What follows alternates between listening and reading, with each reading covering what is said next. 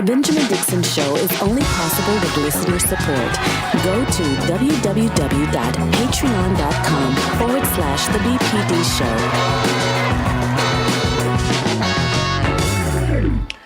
Today is Wednesday, January 26, 2022. Thank you so much for joining us at the Benjamin Dixon Morning Show. It is Solidarity Wednesdays, and we'll be joined momentarily by Nomiki Konst of the Nomiki Show.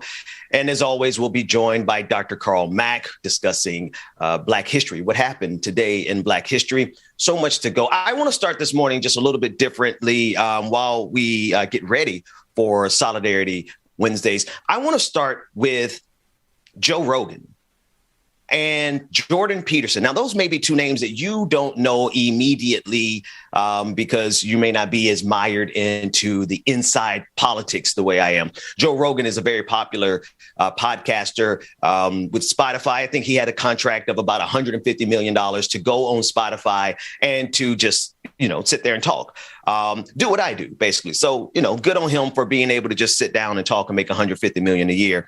The problem is that he has been on the leading lines of the misinformation in this pandemic, but he's also on the leading lines of this pseudo anti-wokeness movement that fancies all white people in this country, particularly white conservative men. Let's be clear.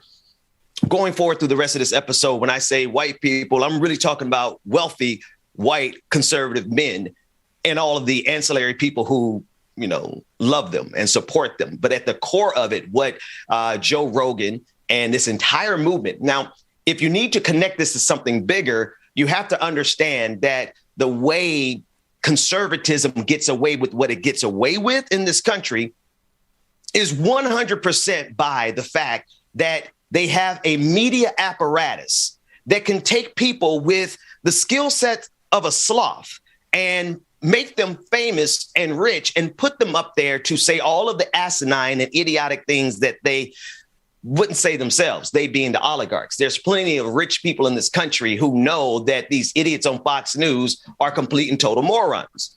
They know that they're lying. They know that they are engaging in the highest level of propaganda. Joe Rogan is just an extension of that. Joe Rogan is more of the bro portion of that conservative movement. Here's what I want to play. I have two clips of him. The first clip is really talking about Michael Eric Dyson. Michael Eric Dyson is, for those of you who don't know, I hope I don't have to explain every single character, but Michael Eric Dyson is a scholar, an intellectual, a Black intellectual who has written many books and been on the front line of many issues for as long as I can remember. They have a problem with this man. Jordan Peterson and Joe Rogan have a problem with Michael Eric Dyson in general, but more specifically in the context of the conversation about race in this country. I think I gave you enough information to play the clip. Let's take a listen to Joe Rogan and Jordan Peterson as they attack Michael Eric Dyson, a Black man, as apparently not being Black enough because, well, they had nothing else to say about this intellectual other than he isn't Black enough. Let's take a look in. Hard to sort out. The climate change one is a weird one. So that's because there's no such thing as climate, right? Climate and everything are the same word. And that's what bothers me about the climate change types. It's like, this is something that bothers me about it technically. It's like, well, climate is about everything. So, okay. But your models aren't based on everything. Your models are based on warming. A set number of variables. Yeah. So that means you've reduced the variables, which are everything, to that set. Well, how did you decide which set of variables to include in the equation if it's about everything? And that's not just a criticism. That's like, if it's about everything, your models aren't right. Because your models do not and cannot model everything. What do you mean by everything when you say, depending on who you ask, either you're a voice of reason and rationality and personal responsibility, or you're a voice of intolerance and bigotry and anger and hateful Sexual oppression. What did Michael prejudice. Eric Dyson call you? A mean angry white man? And a mean, angry white man. Yeah. Hilarious. Yeah. You're not mean at all. Yeah. That's what's dumb about that statement. You're not mean at all. I am white. Actually, that's a lie, too. I'm kind of tan. And he was actually not black. If you're tan, he was what sort the of fuck brown. am I? Because I'm darker than you. Yeah. That's ridiculous. Yeah. But neither of us are white. Well, I'm Italian. And mostly. he was brown, not black. Well, isn't that weird? Yeah, it's really weird. The black and white thing is so strange Yeah, because like the shades are so tan and brown. There's such a spectrum of shades of people. Unless you're talking to someone who is like 100% African from the darkest place where they're not wearing any clothes all day and they've developed all that melanin to protect themselves from the sun. You know, even the term black is weird. And when you use it for people that are literally my color, it becomes very strange. Yeah. You know, this is true. So you were asking, white people, I need you to send something better than those two guys to the national conversation. The national discourse is not represented in its totality when you guys send Neanderthals dressed in their Monopoly suits to sit there and prevaricate or pontificate rather about the colorism.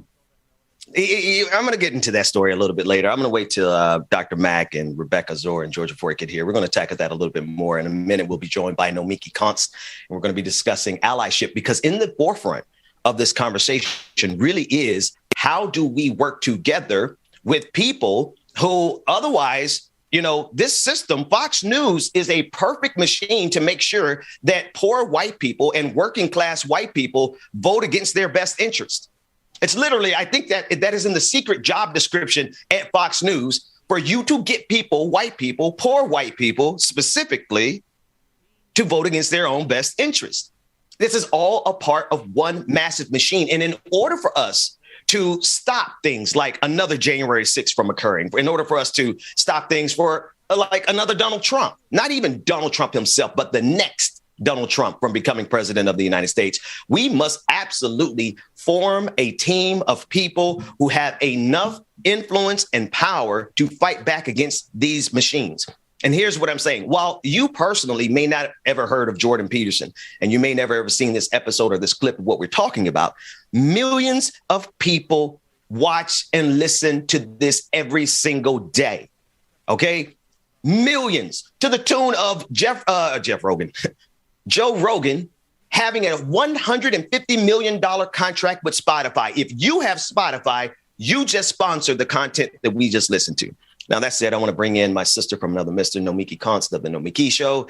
Nomiki, I know it's got a, I know you're not a fan of either of those two guys. So I hate to have you here on behalf of the white delegation in the middle of this conversation, but we got to do something. I mean, these guys, they're not working with a full bag of integrity or intelligence.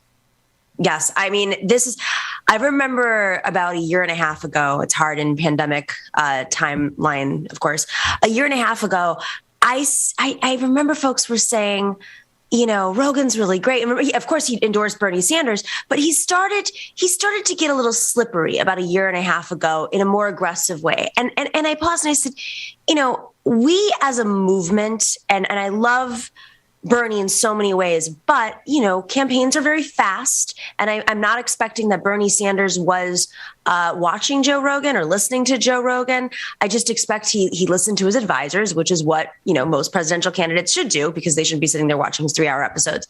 But what was important was he said, he's going to help Rogan is going to help bring in folks that are disaffected.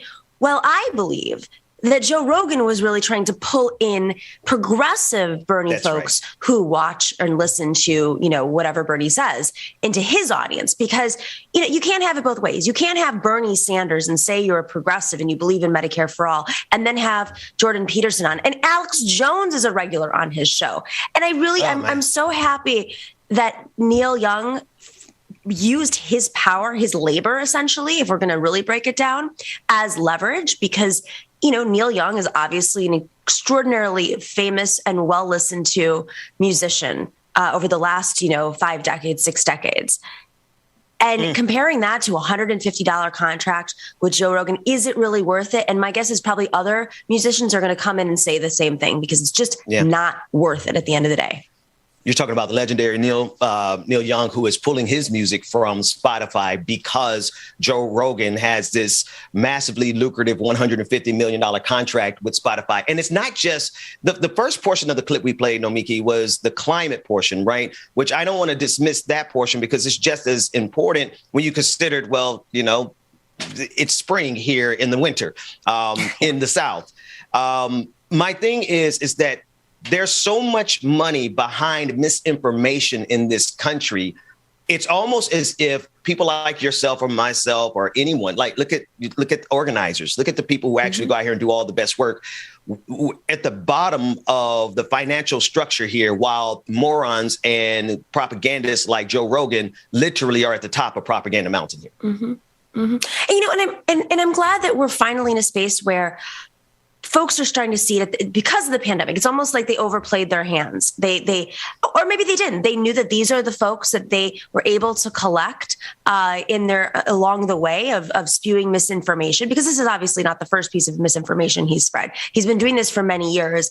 That's right. Some people have checked it. I mean, he's been aggressively anti-trans. He's used cancel culture in a way to sow a divide. You know, he seems like he's some sort of like musclehead. You know, I think a lot of these folks are like, oh, they're so dumb, frankly. Sometimes they say things and you're like, they're just dumb. But they're not dumb. I actually think they're very sophisticated and they're trying to appeal to folks, everyday folks. They want to relate. They don't want to be wonky. They don't want to have, books all around them. They don't want to be, professorial, although Jordan Peterson does have that aspect to himself. They want to be relatable. And so they use that and they prey on insecurities just the way Donald Trump did. Just the way Donald Trump did, and so many leaders in the past. That's right. So he says, it's cancel culture that's making you feel insecure in your life. Not that it's really about, I don't know, the economic conditions. And then he has Elon Musk and he says, this guy is a national treasure. Elon Musk is a national treasure. It's like, how can... This is a strategy. Well, to be fair to the morning show, I found out yesterday that one of my co-hosts on the morning show actually likes Elon Musk, even though I feel like Elon Musk is Lex Luthor with hair plugs. But I digress. But your point remains. I just we'll have to have a little conversation. I wanted to put that on Brother Matt because he's coming in a minute. And but everything else that you're saying, Nomiki, is so right. I actually want to play one more clip, and this is a short 30-second clip of Kid Rock's new song. And I think this kind of embodies what you're saying. This is a new song that was released by Kid Rock yesterday. Side note, the comments on YouTube are turned off.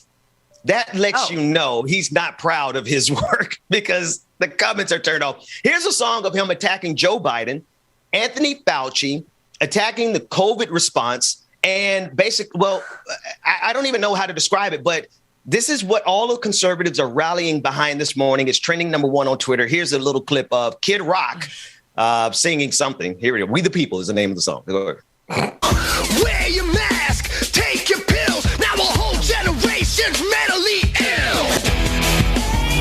Man, fuck Fauci. But COVID's near, it's coming to town. We gotta act quick, shut our borders down. Joe Biden does, the media embraces. Big Don does it and they call him racist.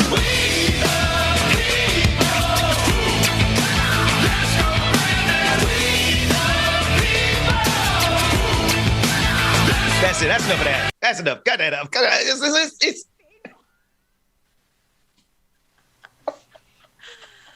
Oh, I think I need to clean out my ears now. No, Mickey. No, Mickey, back on the screen. I'm so sorry. I was like, because here's the thing. How do you say in one sentence, everybody knows "Let's Go Brandon"? By now, if you don't know "Let's Go Brandon," it is like the conservative way of being like, I want to cuss somebody out, but I don't want to get in trouble. So I'm going to say some fake words like "Let's go Brandon." But earlier in that same clip, he said, F Anthony Fauci. Like, you already said it, brother.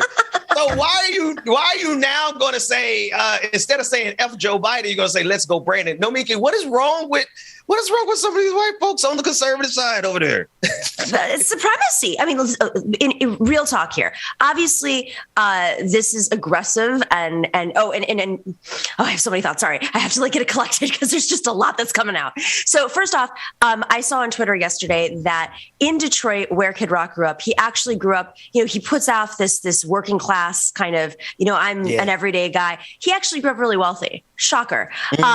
Which leads to my next point, that they're tapping into white supremacy, which is not a shocker, but the spirit of white supremacy. The fact, you're making me wear a mask. The government is making me do things, making me pay taxes, making me take a vaccine. Why isn't the pandemic over? Whether you're Barry Weiss, angry that the pandemic's not over, or Bill Maher, done with it, or you're Kid Rock, who's trying to find a target for his inconvenience. We all know, working people in this country know, this isn't inconvenient. You go anywhere else in the world, which I have done in the last year. I went to Mexico, everyone's wearing a mask. Everyone. On the street, there's no question. You go to Europe, everyone's wearing masks. There's no question about whether or not you should wear a mask, or there's always a little anti-vax community somewhere. But it is such a uniquely American libertarian / white supremacist way of thinking that is not just about taxes. It's about building a movement that resents government for telling them what to do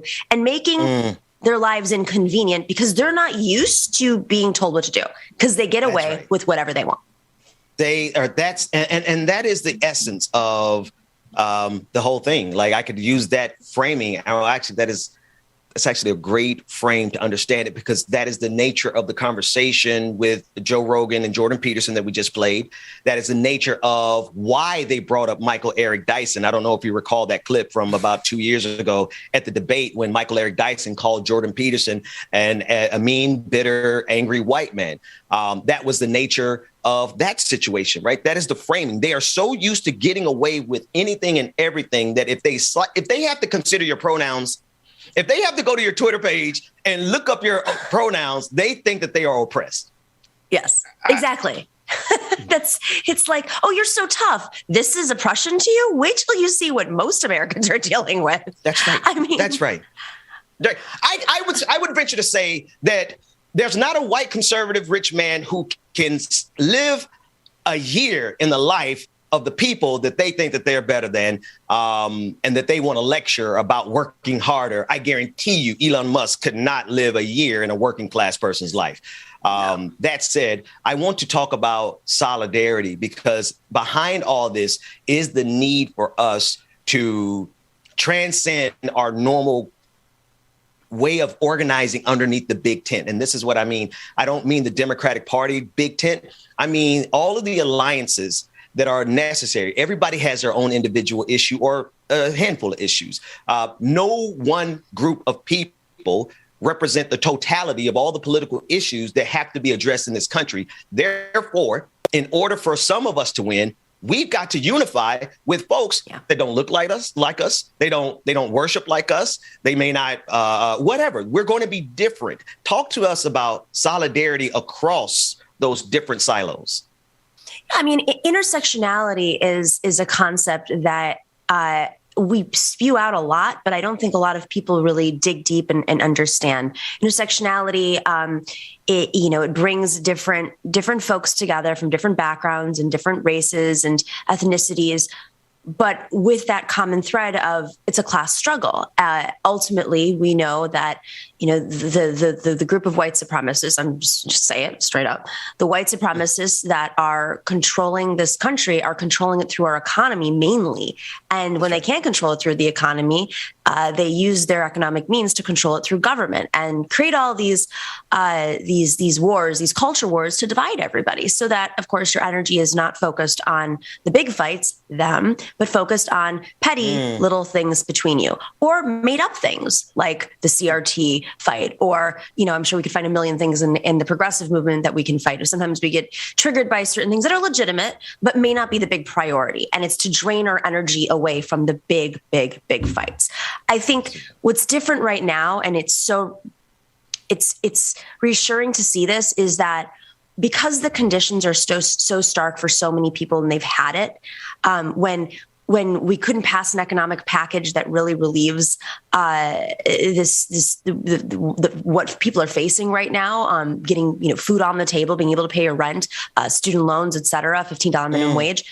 Because we weren't able to pass something so basic as that, I think you're seeing workers across this country just fed up and they're quitting. And the inflation, everyone's talking, Larry Summers has his whole theory on inflation. But when you talk to Professor Richard Wolff, also an economist, or other economists that are progressive, they say, no, the inflation, a lot of it has to do with, employers jacking up their prices, whether it's shipping employers who have a monopoly and very little government oversight, or employers at, your local coffee shop who are jacking up their prices. And employees are seeing that, saying, wait, you're blaming it on us, that you have to pay us, and that's why the prices are going up? We quit. And that, I think, is the conditions have created a scenario where solidarity is the only option. So I look at solidarity in these moments and juxtapose it with Joe Rogan making comments like he has in the past, or Elon Musk, or, of course, Jeff Bezos. I think the grand public is starting to get, these guys are full of what, and we have to work together. There's no way we can rely on government to save us from this. We have to use whatever power we have to fight back. Absolutely. I want to bring in Dr. Carl Mack into the conversation, and because you said something there that I want to give him to chime in on before we get done in this first segment. You said they have us distracted from the real fights, which is them, the richest, the oligarchs, the people at the top. Dr. Mack, how is it that, first of all, good morning to you, and so glad to have you as always. It's something about conspiracies, and I'm thinking particularly about Robert Kennedy Jr., because I saw an article this morning saying that now his own wife is opposed to his conspiracy theories. What is it about conspiracy theories that get so many people to look at everything else except the obvious, which are the rich and powerful who literally control all the levers of power and are telling us to go back to school and go back to work in the middle of a pandemic? Good morning to the both of you, Nokum and Ben. Good morning. Whenever you want to control a body, you have to control the mind. If I can control what you think, if I can keep you under a veil of ignorance, it is easy for me to control you. Now, when you're talking about all these issues, my love for history, one of the reasons I love history so much is because it helps you to think critically. And so when you begin to deny, all the things that you all are talking about, you're talking about things that happened, quote unquote, yesterday. But when you have an understanding of yesterday, you got a much clearer understanding about what's being told to you today and what the ramifications or implications of that are going to be. So, I just equated it to the fact that as long as we can stay into a society where people are not thinking critically, you can be led by the nose by any of these so-called influencers. That's it. That's absolutely right. Nomiki, I was trying to text you. I was trying to hit you in the DMs to ask you, is your birthday public knowledge? If your birthday's public knowledge, I wanted to give you a treat this morning. Thank you. Connected to your birthday. Now, you don't have to say it on air because mine is public knowledge. What is your birthday, if you don't mind me asking? It's tomorrow, January 27th. How about that? You can't get any better than that. Hey, Google, what happened tomorrow in Black history? On January 27, 1919, Paul Revere Williams was enrolled at the University of Southern California in architectural engineering. In 1923, he became the first Black member of the American Institute of Architects. Overcoming racial prejudice, some of his most noted works are the Palm Springs Tennis Club, the world-famous Beverly Wilshire Hotel, Angelus Funeral Home, St. Jude Children's Hospital in Memphis, Tennessee, and the Tudor Mansion in Pasadena, California, which was used in the TV series Batman. Adapted from Black Heritage Day 4 calendar by author, lecturer, and civil rights activist Dr. Carl Mack. Dr. Carl Mack. That's fascinating. I've been to some of those places. Really? I know. Yeah. And let me tell you, there's something about... Go ahead, Brother Mack. No, you got it. Go ahead. There was a famed African-American architect who designed those and so many more. I mean, just an incredible talent, Paul Revere Williams. What I love about this calendar, BlackHeritageDays.com, is that every time I hear a date that's relevant to my life is somehow connected to me. It's the strangest thing, Brother Mac, but it reminds me of what you say and what Malcolm X said, is that our job is to find ourselves in history. And that's why we do this, Nomiki. I wanted you to hear what happened in Black history on your birthday. Thank you for that. So Ben, I will tell you, I was surprised when you framed the question, what happened tomorrow in Black history, and it answered. I was actually surprised that it did. But anyway, very pleased. Not a problem. Actually, well, we tested it last night with my producer, because I wasn't sure either. When he asked it, yeah. And I'm like, it doesn't work like that, does it? And lo and behold, it does. That said, Dwayne, I want you to run what happened today in Black history, because this is what we're doing here. We're putting a focus and a light on Black history because, well, the rest of America is so terrified of critical race theory. We might as well give them some real history. And I want to take a look at what happened today.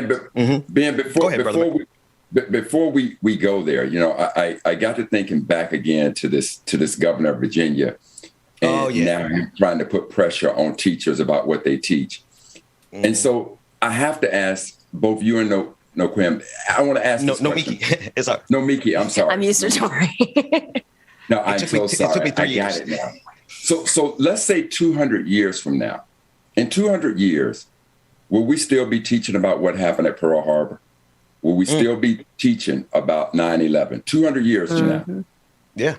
So what they're saying to us is that based on what happened to us as a people, I'm talking about where they invoked, and excuse my Latin, but they imposed the doctrine partus sequitur ventrum, which says the right of the womb. So in this case, when he wants to quote King and say, yes, we should be looking forward to that day when children would not be judged by the color of their skin, but by the content of their character. So are you telling me that somehow I should not know that the state of Virginia, the Commonwealth of Virginia, passed a law that says in order for me to ensure that an enslaved woman cannot sue for her freedom because as the slave owner, I impregnated her. And now she's trying to sue for her freedom and that of her child, which is my child. In order to prevent that lawsuit, I'm going to invoke this law. So are you telling me that I should not teach what happened? And that if I teach that, somehow I'm teaching hate. That's right. Before we get to that, Nomiki, because we're coming up at the end of the half hour. First of all, thank you so much for joining us for Solidarity Wednesdays. As always, I will see you later on today in Solidarity. Please tell everyone how they can get up with you and support your show. Well, thanks for having me. I love these conversations. They're like I said, it's like waking up with the intention, and I really love this. So we do Solidarity Wednesdays also on our show on YouTube. It's at YouTube, the Nomiki Show. If you just put that in, NOMIKI, and we're on all the podcast platforms as well. And so we'll see you at 8 p.m. Eastern Wednesday on our channel on YouTube. All right. That's what it is. I will ever remember the pronunciation of your name. And when you have time, you got to tell us how in the world did your mom and daddy say, I like Nomiki. It's very good. Firstborn Greek child. You're named after the father's mother. So it's Nomiki. Yeah. Oh, Nomiki. See? Nice. Well, now we got it. Now I think I got it, because I really be struggling. I know you just be allowing me to mess it up. Sometimes I hit it, and sometimes I mess it up. I got it. Nomi's fine. I got it, Nomiki. When I was in kindergarten, my dad had a shirt printed out for me, like 5 of them, and I wore it every single day of my first week of kindergarten. And it was like how to pronounce my name for my teachers, obviously, not for the students. So, well, that said, let's get ready to get out of here. I want to close with today in Black history. We have the full video of it. Dwayne, run us what happened today in Black history. And when we come back, we'll be back with Georgia Fort on the clock and the rest of the show, the rest of the Benjamin Dixon Morning Show. On January 26, 1943, Brigadier General Cherian Grace Cadoria was born in Louisiana. Cadoria served in the military for 29 years, retiring as the highest-ranked Black woman in the armed forces. She was the first Black woman director of the Joint Chiefs of Staff, and the first woman to command an all-male battalion. Kadoria's numerous decorations include 3 Bronze Stars, the Legion of Merit, and the Army Commendation Medal. Adapted from Black Heritage Day for Calendar by author, lecturer, and civil rights activist Dr. Karl Mack. I could be a hater like you. Good morning, everybody. I had to press the button to make music go. Good morning, everybody, and welcome to the morning show. Shout out Nomiki in the room, y'all. Good morning, Nomiki. Good morning, Brother Mac. Good morning, Brother Ben. Good morning, Dwayne and David in the background. Good morning, y'all. Ain't nobody take me here and now. It's my time to run it out.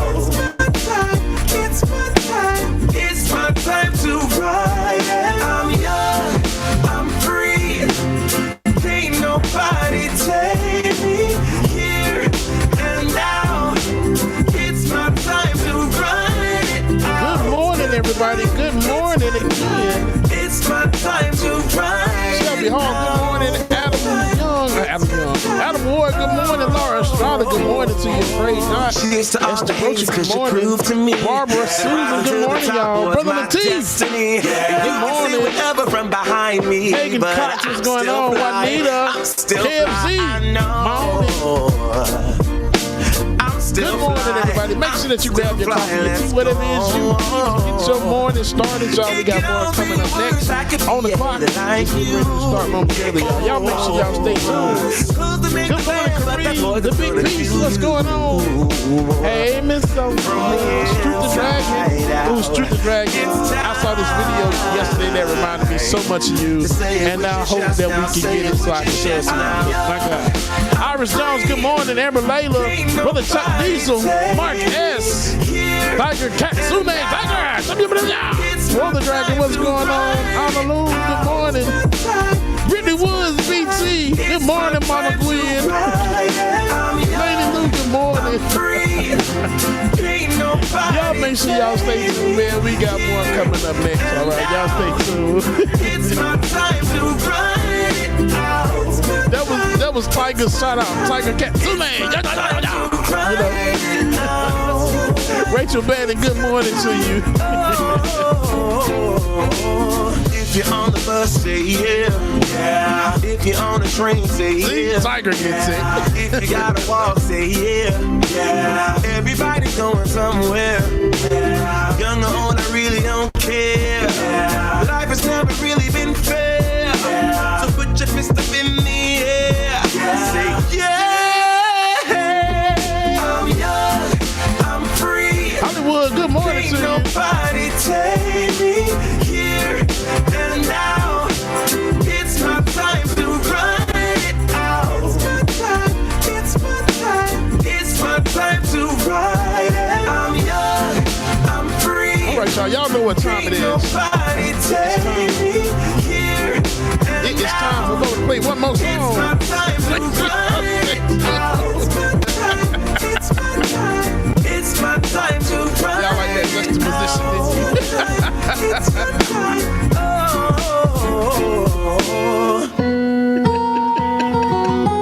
It really is. All right, got you.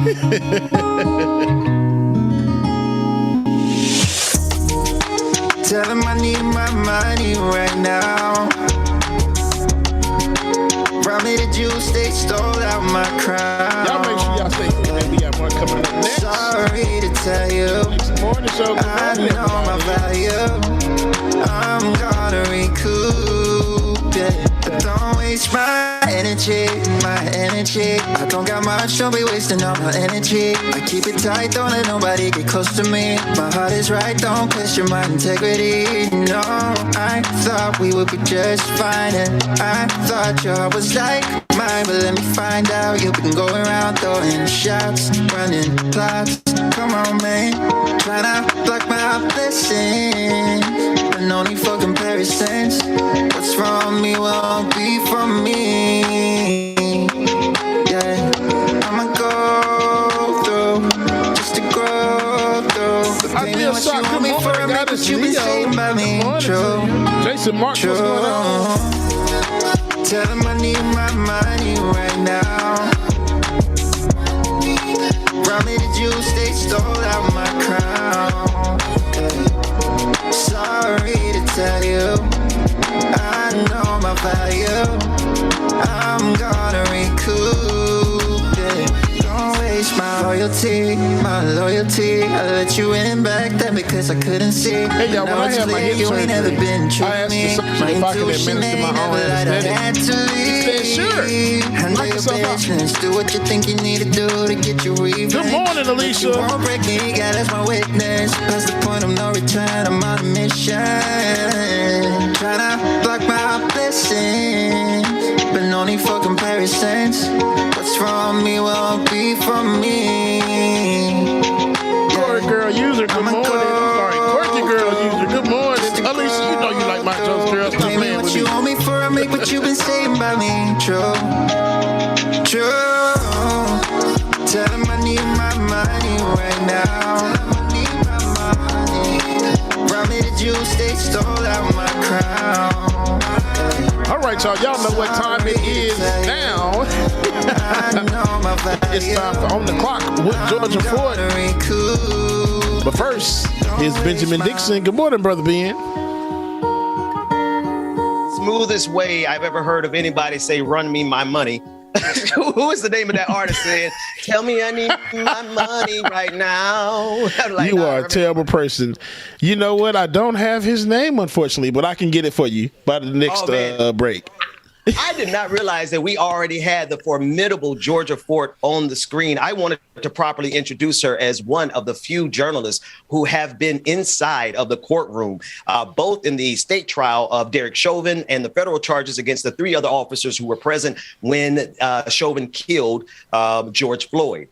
There's something that our friend of the show says, Cliff Albright. He says that we are here to bear witness to justice. And that's what we're doing this morning on the clock with Georgia Fort.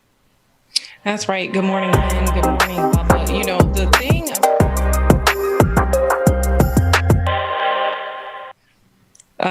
the thing about this federal trial that's currently happening in Minnesota is that there's no cameras allowed in the courtroom. And so while a lot of people have been able to bear witness to the state trial, whether it was Kim Potter's state trial or Chauvin's state trial, no one has really been able to watch the federal trial. Now, this is standard practice across the board when it comes to federal proceedings. Typically, those are the trials where we see those sketches, right? So there's a sketch artist. That is the only visual documentation that is allowed to happen inside the federal court. And so this morning marks day 3 of the federal trial. They were able to pick 18 jurors in one day. And so far, they've called about 4 witnesses to the stand, including a few we heard from during the Chauvin trial. The 20-year-old who was working the cash register at Cup Foods when George Floyd was accused of bringing in that counterfeit $20 bill. And Charles McMillan, the elderly man who got extremely emotional on the stand. He was walking by and observed what was happening. He also gave an account as well. But the thing I really want to point attention to about the federal proceedings so far for the other 3 officers charged in the death of George Floyd. You know, Courtney Ross, she's the girlfriend of George Floyd. We saw her testify during the Chauvin trial. She was coming in every single day to observe, to watch, to witness. And she gave a press conference during, I think, a lunch break. And the judge has now kicked her out. She's no longer allowed to come inside of the courtroom. She's no longer allowed to watch the proceedings.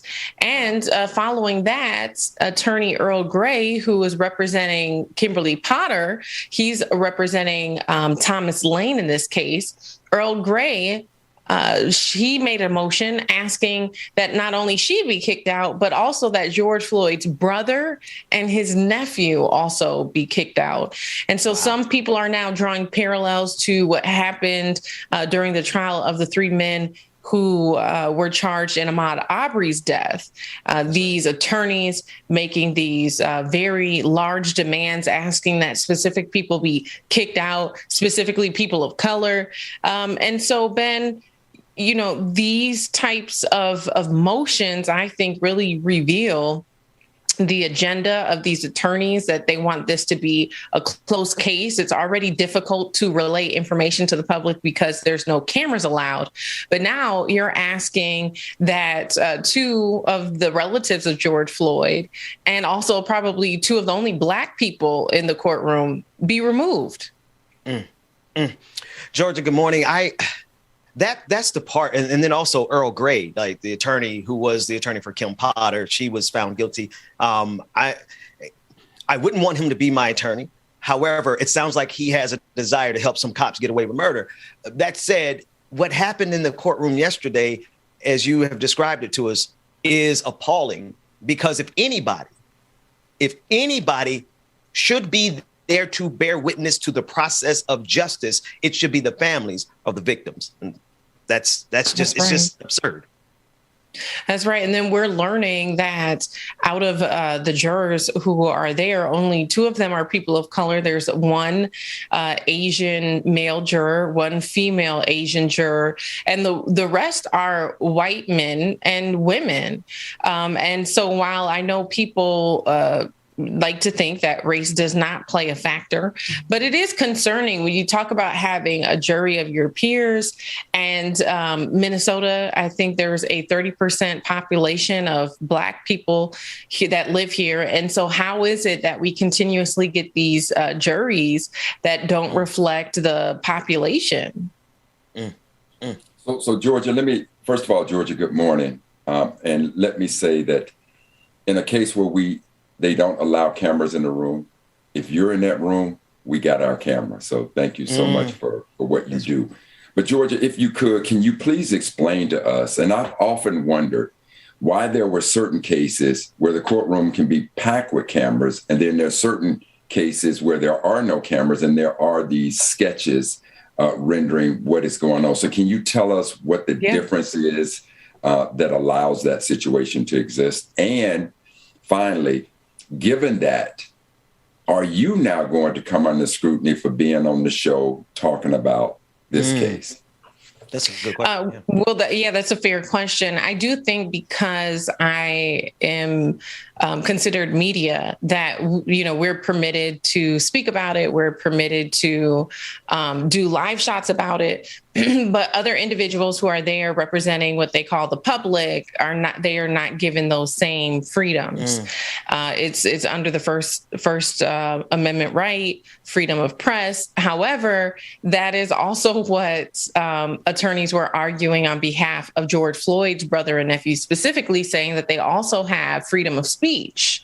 So, you know, I guess you could argue that in terms of which cases are allowed to have cameras. That's a great question. In this instance, this is a federal case. The three other officers who are charged in the death of George Floyd are facing federal charges. They pleaded not guilty to violating George Floyd's civil rights. We know Chauvin, in terms of the federal case, he pleaded guilty. Now, federal courts still are not allowing cameras in the courtroom. So that is kind of a standard practice across the board when it comes to federal cases. In terms of state cases, which is what the Chauvin trial was, that was the state of Minnesota prosecuting Derek Chauvin. And so in Minnesota, typically, we have had a history of not having cameras in the courtroom. There was an exception made in that case because of the abundance of public interest to watch the proceedings. Now, in other states like Georgia, they have different state laws. And so in Georgia, when I worked there many years ago, I was allowed even in state proceedings and county proceedings, to come in with my camera, as long as you had permission from the judge that was overseeing that case. And sometimes they give you certain parameters about not shooting certain witnesses. Of course, in no case can you ever film the jury. But state by state, they have different rules for their state cases. So that is why you'll see a variation of the way that court proceedings are filmed across the country. So given that, and thank you so much, because I've never understood that. So you're saying that, is it across the board in all federal cases, they will not allow cameras in the courtroom? Correct. And based on that, of hearing, because now the issue of race clearly comes into play for me. Up until now, your explanation, I wasn't quite sure, because I was of the mindset that if the judge gave instructions on what can and what is and is not allowed, it's pretty clear. And if the family member broke that rule, then it is what it is. However, when you add into it freedom of speech, and you add into it that members of the press are going to go out and talk about it, how could she be given instructions to say she can't interview? And so, how did you see that play out? And for me, a lot of these situations are about race. I don't think some are and some are. America was built on racism, so I accept that. So, but given the understanding that members of the press can cover this case, you're not allowing cameras in, but I do have my freedom of speech. That's right. So what was the judge, what is the basis of him now saying, okay, you're kicked out of this for the rest of these proceedings? Well, I mean, if you ask me, I think it's an overreach. However, I think he tried to lead into the premise that she was either going to be a witness or that she potentially could be a witness. However, because she was not there, she wasn't an eyewitness. She's not giving a fact-based, evidence-based account of what happened. She would be giving a character account of who George Floyd was. And so there's a lot more leniency when you're talking about character witnesses versus fact-based witnesses. So I do think that judgment was an overreach. I participated in a media preparation call where the PIO for the federal courts, along with another federal judge, not the one presiding over a case, but another. I'm sorry, Georgia, what is PIO? I'm sorry. Oh, public information officer. So the person who's handling the press and handling communications with the public from the federal court. So she works there and her job is communications for that specific courthouse. And so it was with her, another judge from that federal courthouse, and I think one or two other federal employees. And during this media preparation call, they told us that we could do live broadcasts from outside of the security checkpoint, that we could conduct interviews there, and that it was going to be based on a first come, first served basis. So if you arrived a little late and it was already full, then so be it. They weren't going to be allowing reservations. And they said only about 5 media people could fit in that designated location. So it is a bit confusing also that here in this case, where we as media were even told that we could be interviewing people as they're coming and going right there in this designated place under the contingency that we film away from the security checkpoint, no filming of that area. Those were the parameters that were given to the media.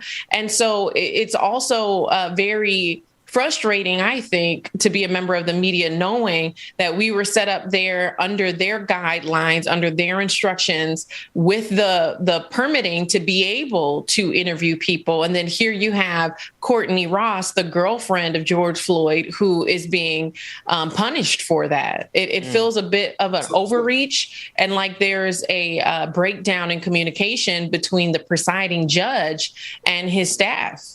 So Georgia, I want to be absolutely clear. So you could be outside the courtroom when the doors open. Sister Ross walks out. You can begin to conduct an interview with her, and that's okay. But if she called a press conference to give her thoughts, she's now kicked out for that. Yeah, that's what it's appearing to be. And, you know, the difference between a press conference and an interview, I don't really think that there's much of a difference there. I mean, you're talking about potentially one outlet having access to that interview, but the way that wire services are set up these days, if it was the Associated Press or Reuters or CNN who was the one conducting the interview, potentially all of the outlets could end up with it anyways, which would be the same thing as doing a press conference. So again, in my opinion, it feels a bit of an overreach. It feels like there's been some mixed messaging that has dispositioned key members of the Floyd family or supporters of Floyd. And meanwhile, we're seeing supporters of the three officers, they're allowed to be in there. I believe each one has about 3 seats available for them. I've seen them come and go. They're currently out on bail. When I was walking into the courtroom during one of the pretrial hearings, Thomas Lane and Alexander King were walking in right behind me with attorney Earl Gray. And so it reminds me a lot of the conversations we saw happening in the courtroom during the trial for the 3 men accused of killing Ahmaud Arbery. This overreach of trying to dictate who has access to the courtroom. And in that instance, Georgia, they were pushing out the preachers. I'm sorry. So Georgia, right. Just to be clear, no other member of the Floyd family was dismissed from the courtroom with the exception of his girlfriend. Is that correct? I don't think that the judge made a determination on that, but Earl Gray did push for that, saying, and I'm not 100% sure if they participated in that press conference also, but he was moving a motion to have them removed as well under the same context. So, support, the George Floyd murder is one of the most important flashpoints in this country's history, and it's shaping out to be as such. And I'm honored that you, being one of the few journalists who have been able to bear witness both on the state level and now on the federal level, I'm honored that you're able to come here every morning and give us these updates. I want to get your insight onto something, if I could. And Dr. Mack, you already brought it up, because to me, both of these stories are interconnected. The Governor Youngkin out of Virginia setting up a hotline for parents to call in, or to email in rather, and to complain about critical race theory or whatever else he is wrapping up into this hotline. He says, we're asking for folks to send us reports and observations, Youngkin said, about what's going on with critical race theory. Here's the thing.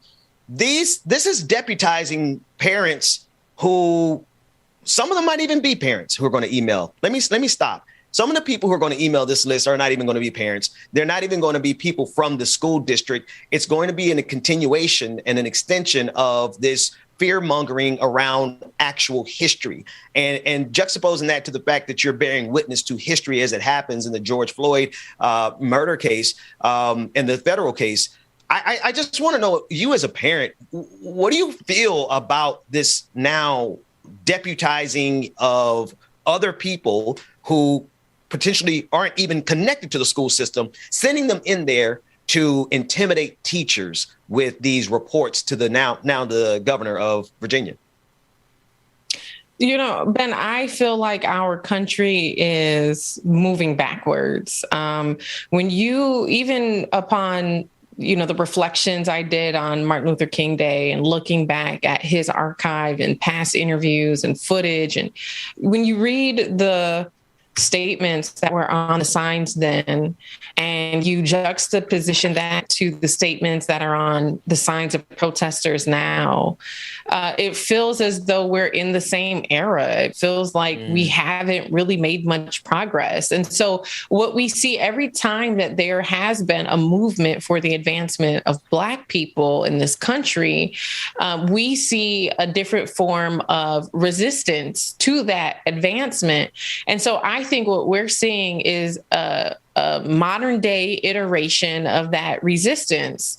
And so, I mean, when you think about when we got the right to vote, what happened? All of a sudden, there was a poll tax. There was some response to our advancement, a response that made our advancement harder, less tangible, more expensive, or just not tangible at all. And so I feel like when I look at the education system and I see how many, especially Black women across this country who have been working relentlessly to close the achievement gap, to close some of those disparities in our education system. And even as I look at our young people and see just how educated they are on their history and how that has equipped them and informed them to be successful in fighting for the advancement of Black people today, right? And so now what we're seeing is, like you said, a weaponizing of the classrooms in a way that dispositions our children from knowing the truth about not only who they are, but the truth about this country. Huh. That's and Georgia, okay, Brother Man. And Ben, let me say this. Mm-hmm. The most interesting, and Georgia, I posed this question to Ben earlier, and that is 200 years from now, do you think that they'll still be teaching about the Japanese attack in Pearl Harbor? Do you think that they'll still be teaching about the 9/11 attacks? And yet 200 years today, you think about the fact that in his state, Youngkin, I want you to remember this, Youngkin. Are you telling me that it is criminal for me to teach that at one time your state passed a law making it illegal to teach my children simply because of the color of their skin, not the content of their character? Youngkin, are you telling me that it is wrong for me to teach that in your state, because slave owners impregnated enslaved women, that now you passed a law that said that the birth of that child is not based on the content of his character, but on the condition of servitude of his mother? Are you telling me that today, when I look at voter suppression, that I should not remember what happened in the gubernatorial election of 1905 versus that of 1902? Because see, back during that time, they invoked these poll taxes that you're talking about, Georgia, literacy tests, where now the state of Virginia passed a law saying that a voter had to prove an understanding of the Constitution. And as a result of what they did, prior to the 1905 gubernatorial election, they were able to lessen the number of people that voted 88,000. That's what happened when they invoked their voter suppression efforts. So are you telling me that I should not teach what you did yesterday because maybe, just maybe, it'll bring some level of clarity to the bullshit that you're doing today? Is that what you're telling me? That's right. That's what I think I'm hearing. I'm hearing that they don't want to be responsible for the history of their ancestors. And that's just, and more importantly, the history that's happening right now. The history that's happening right now.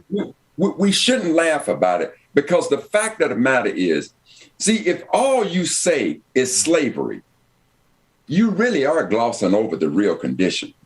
That's right. But when you get inside the nuances of it, when he's trying to evoke children, try to imagine, Georgia, and I've watched you and your beautiful family, being you and your beautiful family. Try to imagine that somebody takes all of us to the auction blocks. And Georgia, they're taking your children away from you and sending them to different plantations. They're taking you and your wife and they're separating you and your wife. They're separating the children. We're brothers and sisters. They're separating us. Try to imagine the inhumanity that went inside this institution of slavery.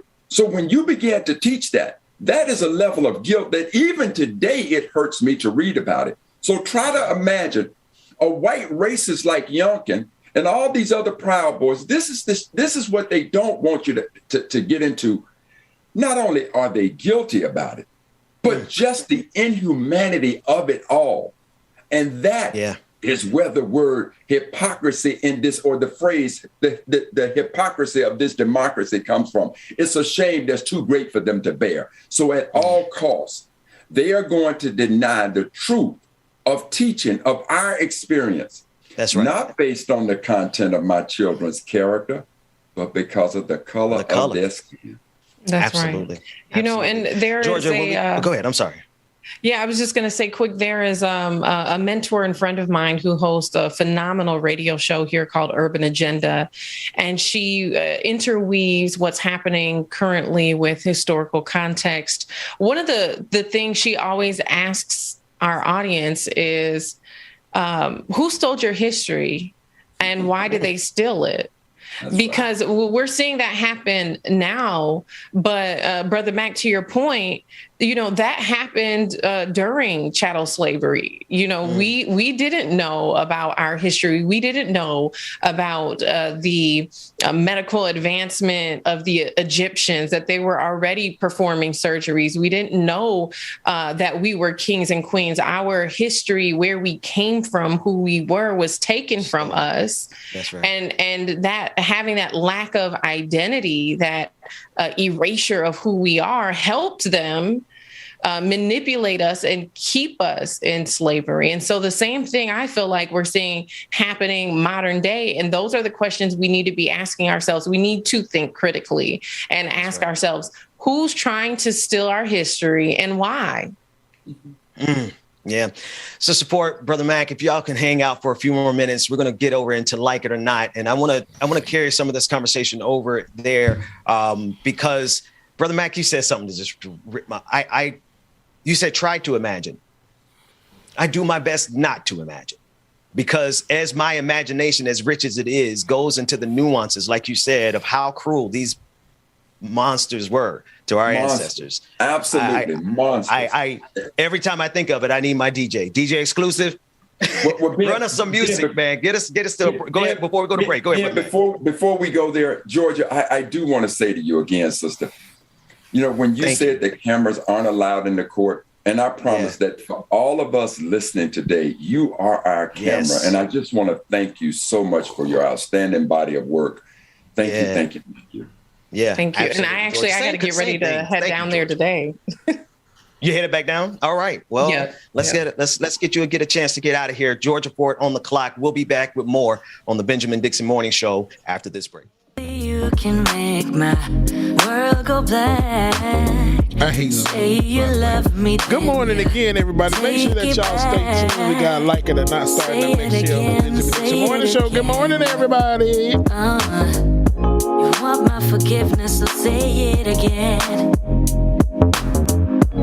You're my thunder, my darkest night. You just can't go back and make it right. 'Cause it's too late, your time is up. Damage done and now it's stuck. 'Cause it's too late, you roll the dice, and now you have to pay the price. Yeah, I'm in a better place now. I'm not gonna worry, no, I'm not even sorry. You're gonna be the lonely one. I'm in a better place now. I'm not gonna worry, no, I'm not even sorry. You're gonna be the lonely one. Say it again, say it again. You're saying you feel bad, so say it again. Only you can do that. My heart was open wide. I could feel it breaking deep inside. 'Cause it's too late, your time is up. It is me. I am here. No bubble back today. Courtney, the SLP, good morning. Indian Brown, good morning to you. In a better place now. I'm not gonna worry, no, I'm not even sorry. You're gonna be the lonely one. I'm in a better place now. I'm not gonna worry, no, I'm not even sorry. You're gonna be the lonely one. I'm in a better place now. I'm not gonna worry, no, I'm not even sorry.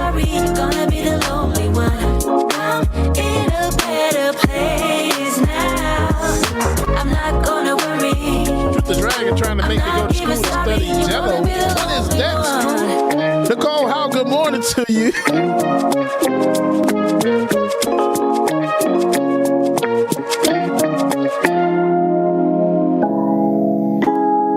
Y'all make sure y'all stay tuned, man. We got more coming up next on the Benjamin Dixon Morning Show. Like it or not, is coming up next.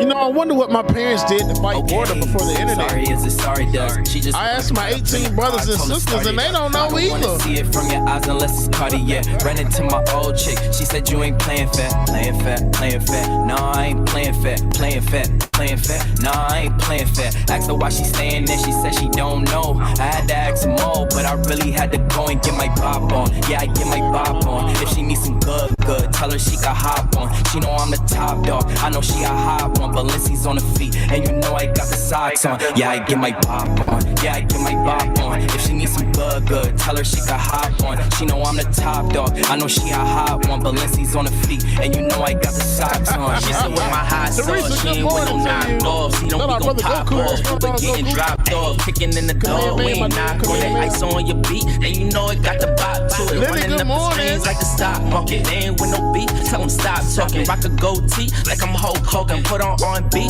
then I hit her with the slow stroking. Ooh. Then I told her she could hop on it, bop on. Yeah, I get my bop on. If she needs some good, tell her she could hop on. She know I'm the top dog. I know she a hot one. Balenci's on the feet, and you know I got the socks on. Yeah, I get my bop on. Yeah, I get my bop on. If she needs some good, tell her she could hop on. She know I'm the top dog. I know she a hot one. Balenci's on the feet, and you know I got the socks on. Yeah. Double B's on me, yeah. Double C's on the dough. Double D's dunking no. Going nuts for the flow. Tank on E, F it, bro. I'm a G, let him know. Who is he? ISO. Who is he? ISO. Dragon, good morning. Anna Hart. If she wanna give me that, gotta keep the top on. But she got the top off while I got topped off. She was taking too long. Now I'm finna nod off. So I get my bop on. Yeah, I get my bop on. If she needs some good, tell her she got hop on. She know I'm the top dog. I know she a hot one. Balenci's on the feet, and you know I got the socks on. Yeah, I get my bop on. Yeah, I get my bop on. If she needs some good, tell her she got hop on. She know I'm the top dog. I know she a hot one. Balenci's on the feet, and you know I got the socks on. Yeah. Like it or not, with Benjamin Dixon starts now.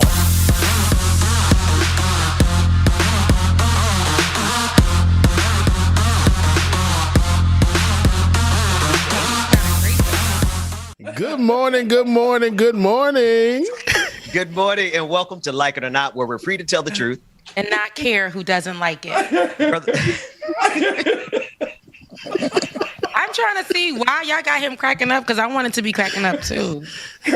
You want me to tell you? You want me to tell you, Rebecca? Yeah. Okay. Yeah, I think I was sitting on the toilet, angry and late for work, and I thought, I don't have time for this shit.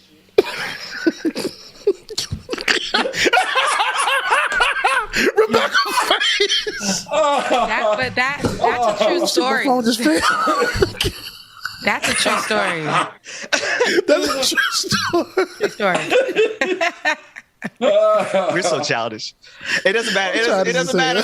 It doesn't matter. We can soar to the heights of intellectual philosophy and linguistics and all that stuff. At the end of the day, there's nothing like a good bullet jokes. But I like that car. I like it. For me, it's Dr. Mac who is laughing. I like to hear his laugh. Right. Me too. Dr. Mac. I don't know. He got that light-skinned man laugh. It is. It's a little Drakey. It's a little Drakey. It's a little Drakish. You know what I'm saying? Listen, speaking of colorism, my God, we came off the top rope this morning with a toilet joke and colorism. Where are we going next? We need to trifecta. We got color. Jesus. Well, you know we always go there, so we never. We're definitely going to turn the corner and probably Peter. make. Who? We need to invoke Peter. Don't make the name. A couple of cows were smoking weed and playing poker. The stakes were high. I like that one though. Oh no! Wait, I laughed so hard. Take me down. Peter is definitely coming for us. Big ass snot coming out of his mouth. Oh, okay, y'all. Y'all, listen. Get it together, Ben, because Go get a napkin. I'm waiting for the camera. I'm waiting to come down for the camera, Dwayne. Take it down. Take him down. Oh, who was that? Random Susie. What was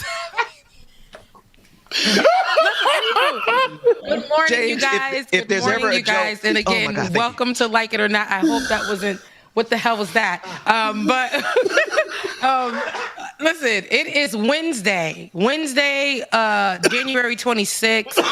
Guys, I feel like when we don't come on Mondays, the weeks do feel shorter, right? And I think that's a good thing because I've been needing that rest. But then it's like there's so many stories that happen over the weekend, and then we have that Monday that comes up, and then it's like, dang, we didn't cover it on Monday.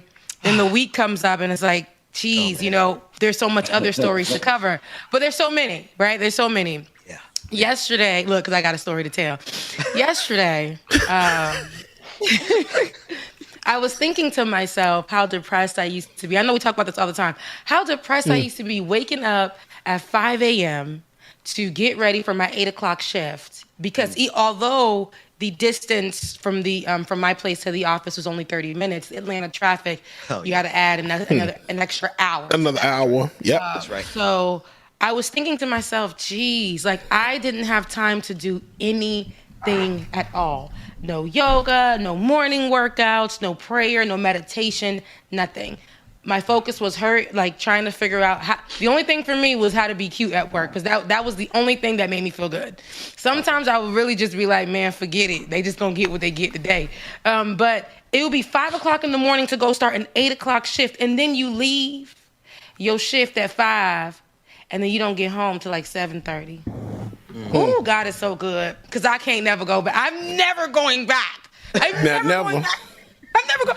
never going back. And I was thinking for these last 2 years, I know, me and my corporate, we've been, and every time they've been trying to send out emails to say that we're going back into the office, I have provided pushback. I have told them, discuss the different variants of of COVID-19. I have. And, God has been good as to where when they started putting people back in the office little by little, they seen that it was actually serious.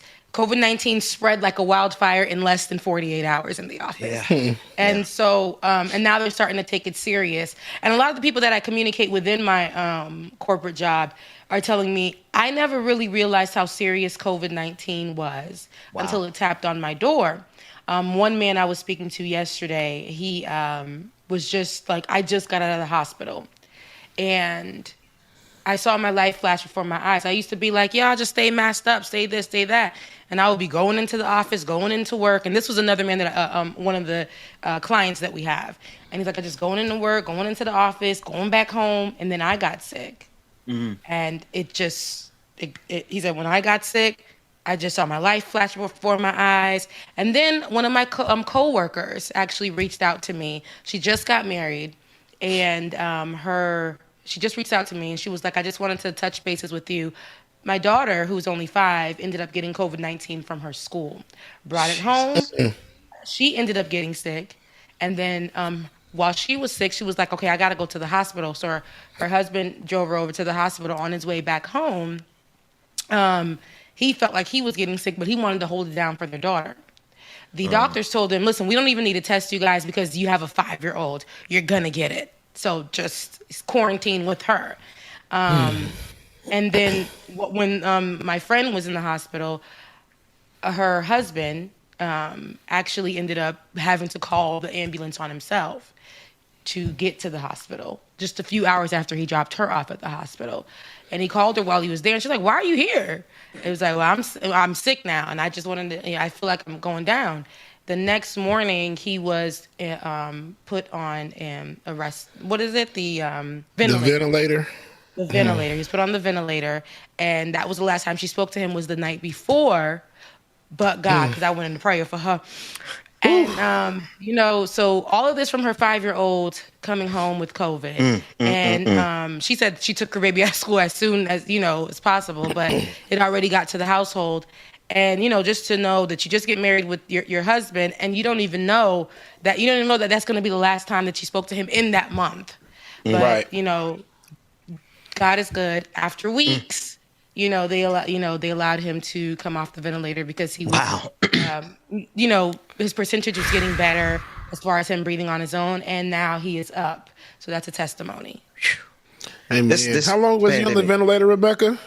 Like weeks, I think. Like my God, 3.5. My weeks. God, man. Most people don't make it past that. Most people they don't. That's wild. Yep. A lot of folks, man. It's I don't know. When you said it spread it so fast in like 48 hours, when the Omicron variant came, I mean, it took 2-3 days for the entire map to go completely red from the Omicron variant. But it's like we're simultaneously enough people are getting sick now that we can actually get out of this if people like actually follow some science now. But I feel like because so many people have been affected and because people are not following the science, it's like it's setting up the stage for something even worse. When if we do the right thing in this moment, we actually could get out of this at some point. But it's just crazy, man. It's a lot. I really don't think we're coming out of it. I most times I know I'm an optimist. It's just like, man, it seems like it's a new variant every week. You got Omicron out here. Then you got a stealth version of Omicron, and now I heard it's another Omicron BC or AB, something like that. It just seems like it's ongoing. This thing, I really feel it's not going nowhere. I don't know. Like, I hope so, but it's just looking at these numbers, and granted, there is a decline in the numbers, but there's always a decline, and then it goes right back to hell up again. Brother Mac, you were saying... I was real quick, Rebecca, because we were talking about Pearl Harbor, 9/11 specifically. We've had multiple days in this pandemic where as many Americans died in a single day from the pandemic as died from 9/11, and yet and still we were not changing our ways. They're doing the same thing over and over again. We just had a day this past weekend where over 2,300 Americans died on a single day from the pandemic. Go ahead, Dr. Carmack. The number of deaths behind COVID versus what happened in 9/11, they're not even close. That's right. But one of the things, Ben, I do want to circle back with you is we saw this clip yesterday with Bill Maher, and we were trying to figure out what Bill Maher's position was, right? What did he say? So I actually went back and looked at that show. And the fact of the matter is that Bill Maher was on the side. The one guy who was challenging her was the black representative, and he happened to have been from New York. He was the one that challenged her on some of her rhetoric. But Bill Maher was in lockstep with, it's time for us to get back to normalcy. And so they started citing all the things that are going on in Europe. Europe is getting rid of the mask mandate, no longer requiring a vaccination card, these types of things. And so Bill Maher was actually in step with her, but I did appreciate the way that she passed it off as like no big deal. And this guy coming from New York put her in check about that. So, we were wondering about whether or not Maher was going to check her, and he did not. He actually was co-signing and had the exact same position she had. However, the brother took a slightly different approach. He felt like, it was time for us, it's getting to be close to the time for us to come out, but let's not go back and pretend like this wasn't real and this didn't require all that we have done to get to this point. I'm sorry to be, I didn't mean to make it heavy, but I feel like I can't even lie. I'm finding a way to adjust because I just feel like it's not going anywhere. So I got to find my way to adjust because I've already went through my depression. I've already been in this house. I've already gone crazy. It's been a lot that has happened for me personally. And I know you understand too, Bubba. It's just all of us here have gone through whatever the hell this pandemic has brought us through. Now, I will say, I don't want us to forget that it's still out there. Just me going out to the wedding. They made us do a COVID-19 test before going into the wedding. Okay. Good. Okay. And especially because it was a production too, so but it's going to be on TV. But they did make everybody take a COVID test. They provided the COVID test for you at the venue and at another place down the street, so that they made sure that everybody was able to get their COVID test. I honestly think, with the shifting and the CDC telling you here, telling you there, what I know that what hasn't changed is that the disease is still out there. That's right. You can still be infected. There are different variants. This is the truth. The numbers, America, right? The United States has had the largest numbers globally in one day, okay? As far as cases. So, and this is on top of us still having places that are no longer, recording the cases. Some places you're going into, I know, just to get tested, they're saying, well, how do you feel? And they're going off of that. Well, just go home. They're not giving you any positive tests, negative. They're not doing anything. And some of them are saying you'll be fine within 5 days. And we're starting to learn and see that 5 days is not becoming enough. And 5 days are for people who are asymptomatic, right? This is what the CDC says. And I'll just point out this for you guys. 5 days literally came after Delta was asking the CDC to push it to 5 days so that they can, relieve the stress of not having workers come to work. So for me, there's a lot that goes into it. I don't have my conspiracy theorist hat with me, but that's how I feel. I feel like we shouldn't just go 5 days. We shouldn't just say, oh, I hit the 14 days. Some people's, are still infectious after those days. This is the facts of the matter. And some people still, have symptoms after those days. So, you're not able to work. So there's a lot that's going into this. I'm saying this to say we're not going to get out of this because the world, and I'll say our world here in the United States, is finding a way to try to make it better without sitting down and actually getting through it by applying what we need to apply. If quarantining is the way to go that route, but don't just limit yourself to 5 days. If you're sick, let's use our mind. Let's use our common sense. You know what I'm saying? Yeah. Wear your mask. You know what I'm saying? Like, don't go places and then come home and be around folks. Don't force teachers to be in an atmosphere where they can get it, or forcing parents to have to have their kids in these schools in these moments and not give them any assistance, because some of them have their kids go to school meals, right? The education system should be pushing for kids to have meals delivered to their home or something in that fashion to assist them while they're at home. There needs to be ways, and I feel like we can do it, and we should be able to come out of this. We really should. That's right. Yeah. That's right. Too good for us. And let me read a comment for y'all too from Kev Z. He said, my girlfriend and one of the kids got COVID and were sick. I was asymptomatic, and my job said it was okay to go to work. Wow. And that's the other issue right there, that these employers, they don't care. I've heard a few other jobs say the same thing. Oh, you did your 5 days, you can come back to work. No, you're not coming back in here. Yeah. The thing, I don't know if anybody remembers at the beginning of the pandemic, the worst symptoms of COVID-19, at least with the original variant, didn't come until after 5 days. Yep.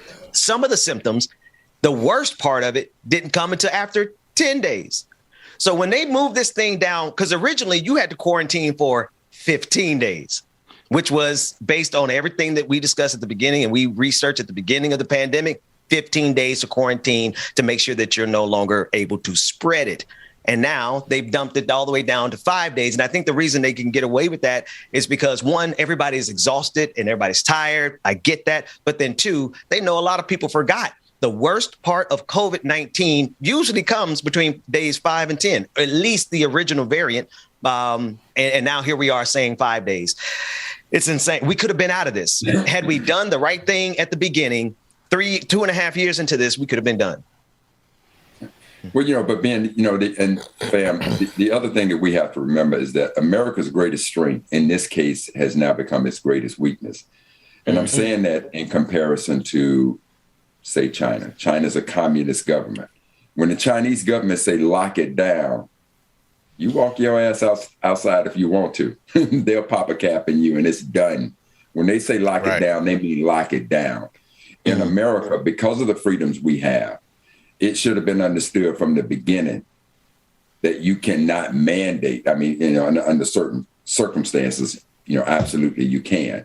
But in this case, the ability to try to tell this nation who is in love with its freedoms what you can and cannot do.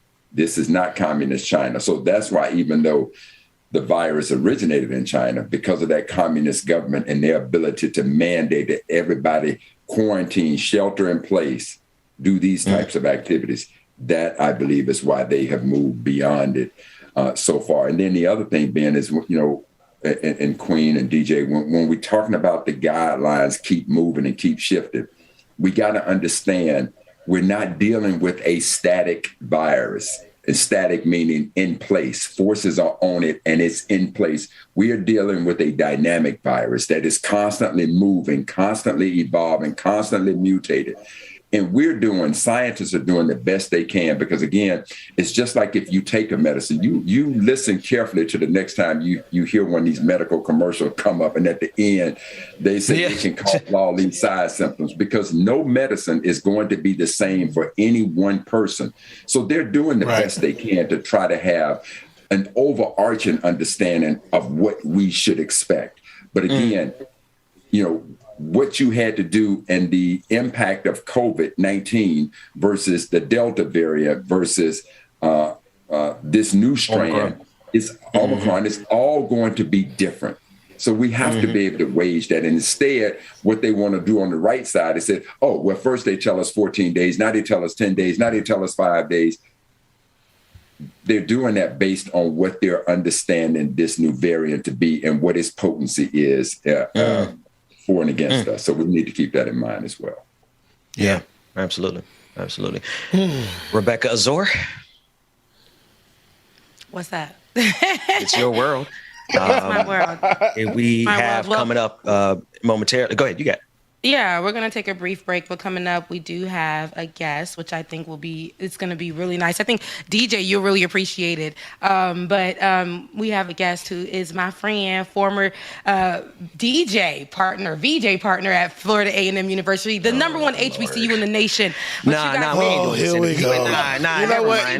Never mind. We're good to go. We keep on going. It's okay. Let's go talk energy. about critical race theory. DJ, take it to break and let's get ready for some Rattler energy. I'm just giving you guys a little second to get yourselves together, okay? Oh, hold on. I got the perfect song. Hell, Wildcats. We'll be back after Let's go. We'll be back. You better be glad. Look, you better be glad I couldn't find the dang on song, too.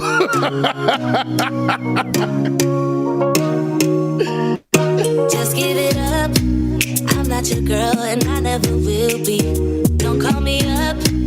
All right, y'all, make sure that you stay tuned. We have our special guest coming up next here on Like It or Not on the Benjamin Dixon Morning Show, y'all. Good morning, everybody. Y'all make sure that y'all hit that like button, share, comment, invite a friend wherever you are streaming from. Good morning, Twitch, Twitter, YouTube, Facebook. Good morning, everywhere. Good morning, y'all. Good morning, Act TV. With having fun on my own, it's better to care for yourself. Not rely on somebody else. So don't get me wrong, I'm just riding alone. Just walk away, 'cause I got no intentions of hanging out with you tonight. Don't look my way. If you want a problem, I'll give you a problem, alright? If you want love, just give it up. You got the wrong girl. You got the wrong. KFZ, you a fool. Back attack, okay. Texas Southern.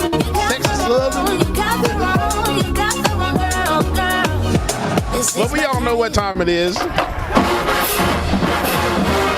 right, y'all, let's get back to our special guest here. So next, coming on the screen, we have our sister from another mister, Rebecca Azor. Hey, Rebecca, it's your world. Hey, Wildcats. Oh, even the wild, it just sounds dry. Ain't no don't you even try it. Every high school. Yeah, that recording is like 20 years old. Don't even try it. Like it. But you play something from 20 years ago from Florida A&M, it's still giving you what it needs to be gave. So No, it sounds worse than that.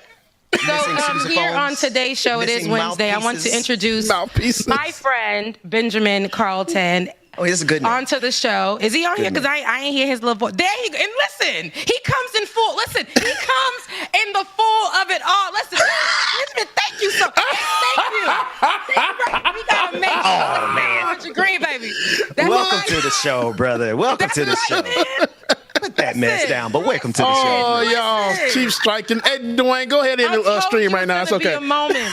I told you it's gonna be a moment, but as we settle down, the energy from Florida A&M is always high. What's up, Ben? How are you? I'm well. How are you? I'm doing really good. I'm happy that we can get you on the show. Thank you so much for reaching out. I mean, that's something that I should have been thought about, but you tapped my shoulder. You was like, girl, listen, it's time. What's up? Let's have these conversations, and I appreciate you for that. You initially reached out to me about MJ, who won the Golden Globes, or the first trans to win the Golden Globes award, and you wanted to have that conversation. I know that was just at the beginning of this year, just a few weeks ago, but I still think that conversation is actually really, really pertinent, even with you being who you are. And I know that we'll get to that as well in this show, but there's just so much to go around that. Before we talk about that, though, I want you to introduce yourself to my audience. Awesome. Well, first of all, thank you. I am Benjamin Carlton, actor, activist, and author of I'm Black, I'm a Minister, and I'm Gay, and founder of Stand for Love. And I hail from the number one HBCU in the nation, the illustrious Florida University. And I am excited to be with you. Originally from Philly, the city of brotherly love and sisterly affection. I'm now in LA trying to change lives through the power of the pen and the power of storytelling. And I stand for, Black rights, LGBTQ rights, youth rights, worked extensively in a lot of youth spaces, just coming from a role of being a interim chief equity officer for Friends of the Children, an org that provides a mentor for children ages kindergarten all the way up until 12th grade. So I heard y'all talking about, COVID and its impact on youth and families, and we dealt with that this entire pandemic on what is best for youth against the crazy laws that are coming out of state houses across the country. People have lost their minds. Yes, sir. And capitalism literally trumps, all pun intended, health and safety and security. So, yeah. Oh no, that's a great point, right? It is about capitalism. It's money over everything, money over people. They rather us spend money and die spending money. That's just what it is. But that's another story for another day. We need to bring you on so we can have conversations, because that is what a Florida A&M Rattler can do. They can be here, there, and everywhere. You know, Rebecca. Listen, we would not interrupt your interview if you were not interjecting so much foolishness about Florida A&M. Brother, thank you so much for joining us this morning. We appreciate it. Go ahead, Rebecca. But I wanted to go back to the MJ Rodriguez. I know you reached out to me about the importance of that. So let's start there. MJ, who is trans and is an actor from the show Pose, right? And I know that's a very, very popular show. But her winning this Golden Globes award, why is that such a huge thing? Why should we be looking at that as something groundbreaking? First of all, and let me say congratulations to MJ, who is an amazing, talented artist who absolutely shattered glass ceilings, but baby, she tore the building down. And this is why it's important, because it is so essential that people get their just due, and that we start honoring truth. And I'll take you on a journey. Black culture, African-American culture, Black culture is literally the heartbeat of the world. You can go anywhere in the world, listen to hip hop and R&B. You go to India, you go to China, you go to Australia, and they are mimicking Black culture, African-American culture. Right. But when you think about where Black and African-American culture comes from, it comes from queer culture. During the 80s and the 90s, all of the culture that was coming from the underground world of the queer community.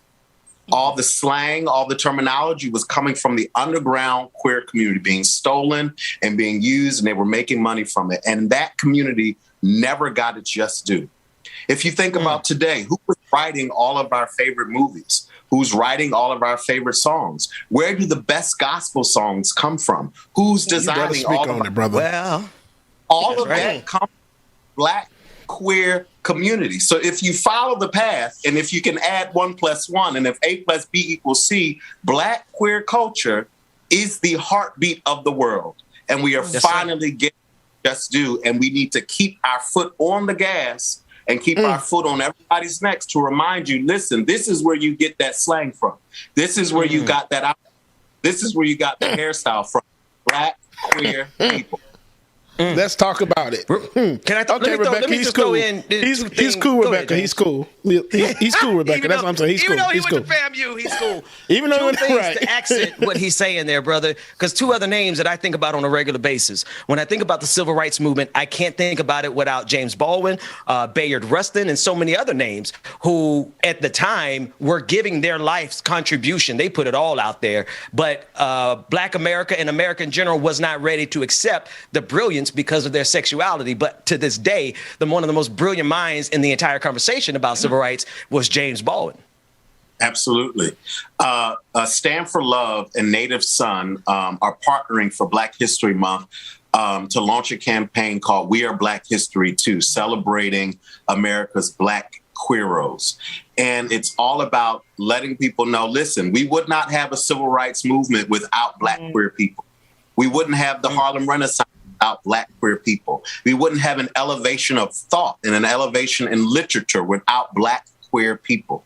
We are literally everywhere at the source of everything, but because of age-old doctrine, because of scripture that's misinterpreted, because of people's personal ignorances, we are ignored and shunned. The one and only time I was disappointed, but I also understood the predicament he was in, Dr. Martin Luther King, is when they didn't want him, one, to do the march, but they didn't want him to disrupt the Democratic National Convention.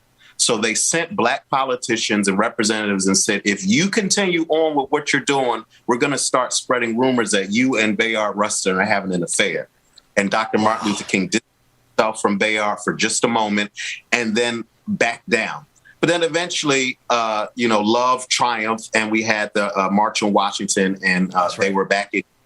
But we are at the heart of everything. Every major event in this country, we were at the heart of it.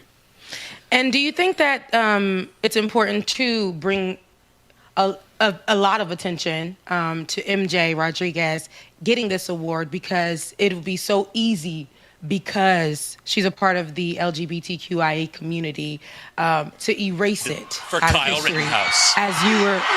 As you were just stating that, in a lot of these movements, a lot of things couldn't happen, and a lot of people kept quiet about the people who were at the head of the movement because of their sexualities. So do you think that it's important to continue to focus on her getting this Golden Globe? Because somewhere in history, like even 10 years from now, they will try to wash it away and just continue on and move forward with just like without that being something that was historic.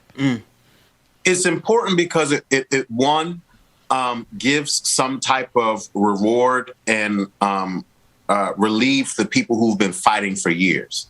The people, like you said, who've committed their lives to the cause. When they see this, it makes the fight worth it. But it also is so important for the people coming up behind us. There are some people, there are a lot of youth who only knew a Black president at one point. Do you know what that did for them? And so for a queer youth or a trans youth to turn on their television and see that somebody like them has won one of the top awards for their talent speaks volumes. So it's so important to continue to uplift it, to continue to tell the story. People say, we don't care about your sexuality. We don't care about, and you do. Or they're trying to have a parental rights bill, but literally it's the Don't Say Gay bill, where they don't want teachers to talk about gender and sexuality in school. And so they're trying to erase who we are legally. We are facing discrimination at levels like never before because they're trying to take us backwards through the power of law. And so, yes, they do care. We need to keep uplifting these stories and focusing on people like that. Rebecca, just to what he said, there is the law. We had Chevron Jones, State Senator Chevron Jones on the show last week. And another rattler about that. Damn it! I'm trying to help the segment. You keep talking about these damn. I don't like him no more, Rebecca. I don't like him no more. Chevron is from FAMU. He had a clip go viral yesterday calling out Ron DeSantis for this anti-gay. They literally have a bill saying that you cannot say the word gay in classrooms. Mm-hmm. I mean, listen, this is the height of absurdity because, one, let's not pretend. And actually, let me drill down real quick, Rebecca, before I toss it back to you. In the black community, listen, I don't have the best record. You can read my book, God is Not a Republican. I was extremely homophobic, and I have grown and evolved from that. What bothers me about it now is looking back, I'm like, why black folks act like we ain't got gay folks in our community, trans people in our community, LGBT queer people in our why do we like to act like black folks can be anything but queer? Well, Benjamin, and I'm queer. I was a minister getting up telling people you're going to go to hell for being gay on Sunday, and I was in a man's bed on Monday. And so it is cultural influence. It is our rearing. It is actually in my book, I talk about how white supremacy and the colonial and the Atlantic slave trade and colonialism disrupted indigenous love all around the world. In Native America, Africa, in Australia, in South America, they celebrated all types of love, all types of queer people, all types of folks who didn't fit the heteronormative ideal. And so colonialism uprooted that and disrupted it. It has been a fight ever since. It is in our history books that there were gay kings, lesbian queens, and they celebrated two-spirited people. I mean, because it was natural. It is human, right? What really makes me upset is that 1 in 1,000 people are born both male and female in the world. Do you know how many people that is? So why are we acting like there's only male and female when people are literally born with both? And you won't know where they land because if you don't disrupt it with surgeries and pills and hormones and all that, they will grow up to be beautiful humans, both male and female. So it's more than male and female, and that's fact.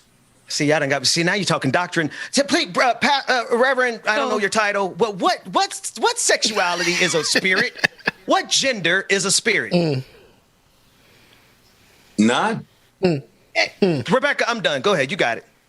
So Queen, I do have, Ben, first of all, congratulations on your success, and I certainly appreciate the insight. But here's one of the most basic questions that I've pondered. The term queer, it's often been described as offensive, and by definition, it could be described as strange. And so when I'm hearing you talk, and what my own beliefs are is in the humanity of humans, I find it interesting that you and members of the community would consider themselves strange, queer. If you could, some insight, please, my brother. So initially, that word was used to discriminate, to hate, similar to the N-word, right? It was used to discriminate and hate. If you don't mind, I'd like to stop you. I just like to stop you. I don't draw any similarities between the N-word and any other word. Let me help him understand. The one thing that me and Brother Mac almost got into it over was the N-word, y'all. So yeah. Okay, so if you could go ahead with it, I could get it. I don't think any comparisons with that out. Unless you identify as a member of the LGBTQ community, you can't relate the N-word to the queer word because you're not queer.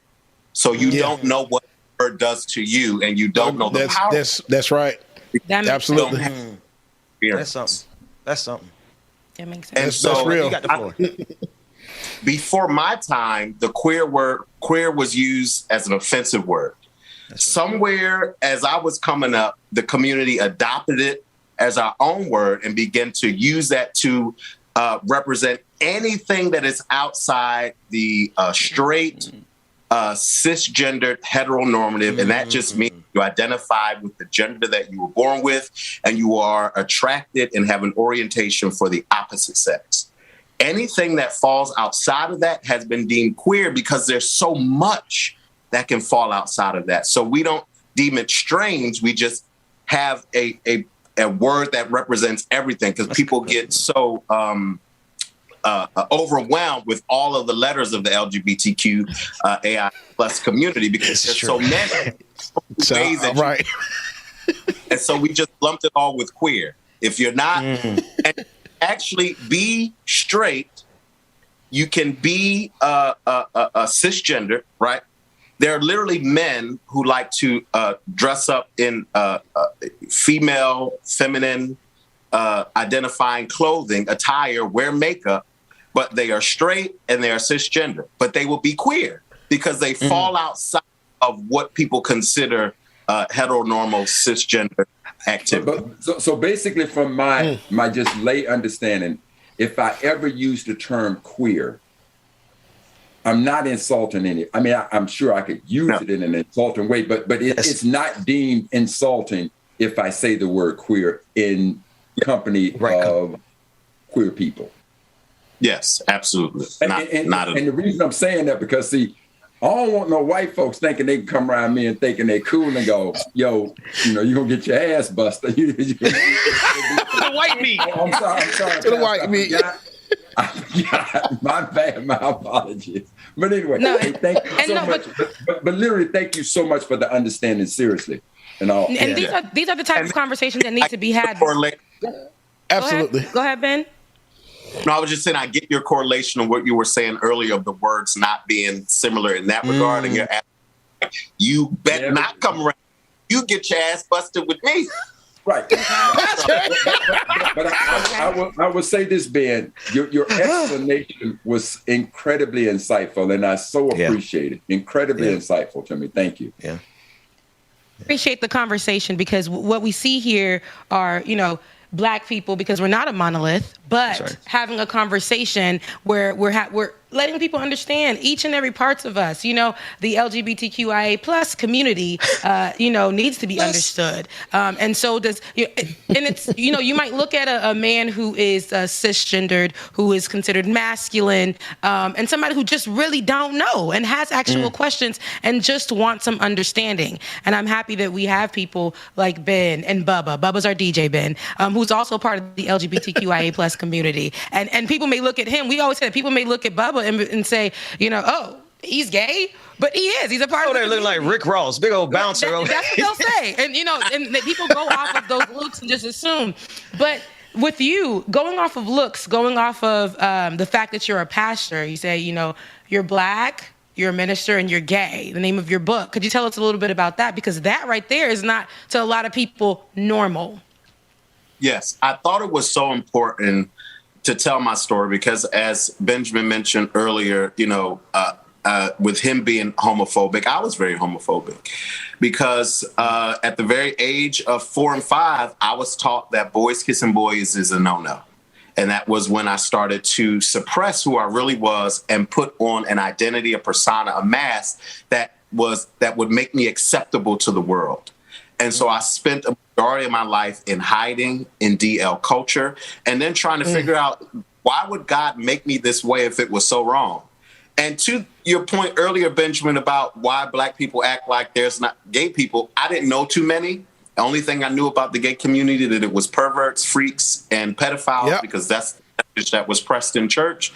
And so when I finally launched into the world and launched my career with JP Morgan and Pricewaterhouse, and they had these affinity groups, and I met gay CEOs and Black gay vice presidents, and then when I co-founded BB Community, I'm traveling the world connecting with Black men across the country and meeting Black gay pastors, Black gay politicians, Malcolm Kenyatta, Chevron Jones. I mean, all of these Black people that in roles that I aspire to be, and God began to show me who I could be.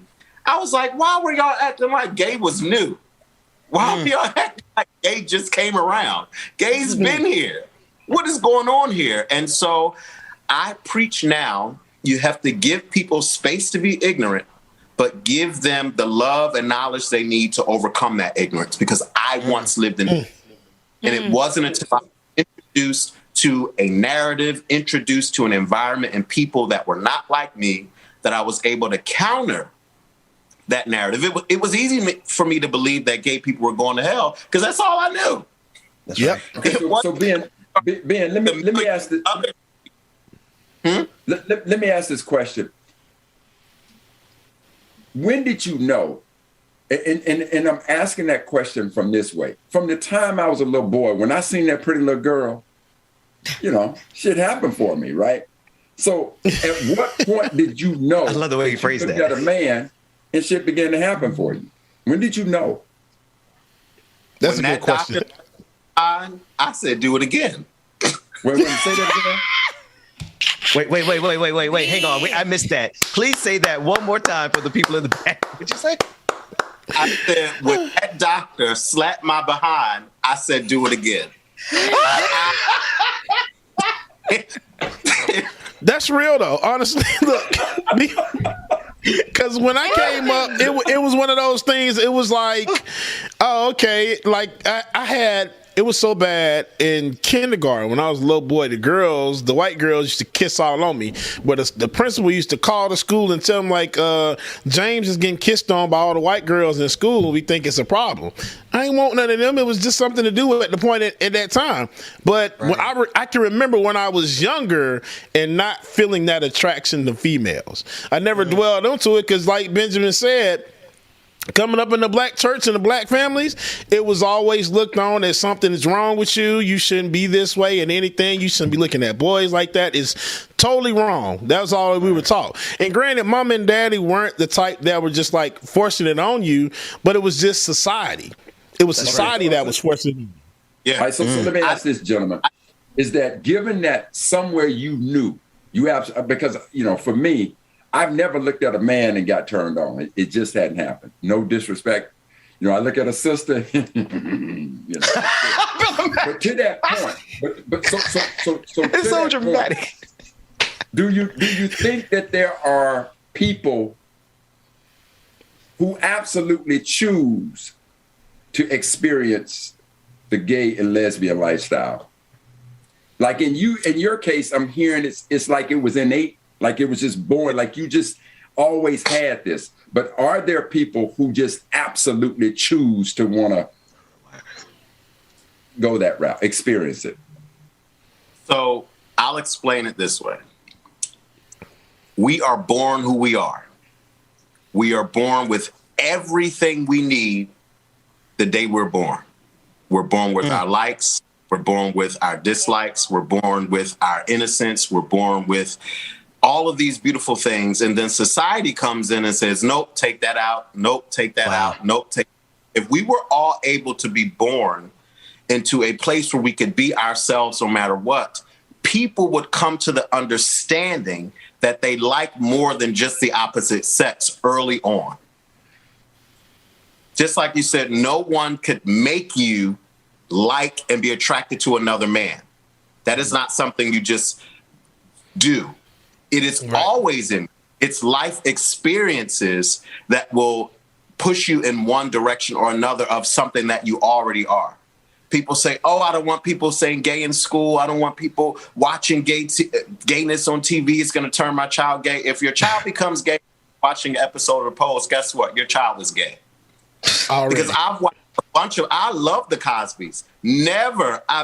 Don't remember any gay characters on the Cosbys. And baby, you couldn't turn me straight if you wanted to. This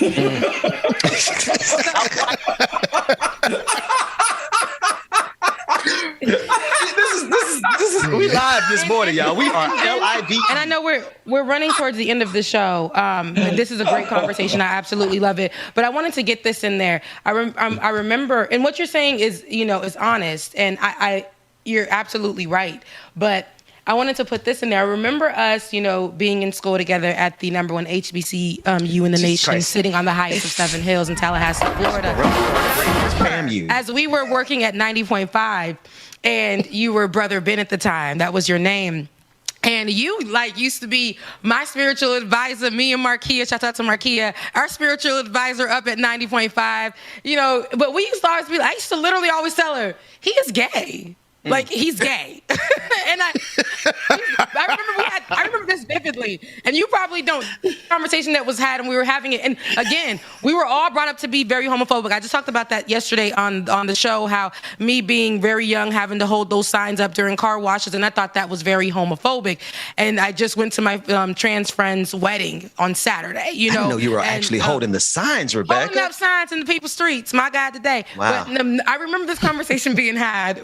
We were all standing outside, us, the DJs, having some drama with the other people. But I remember us having, and you were saying something about, them gay people or something. We were all but all of us were included into it.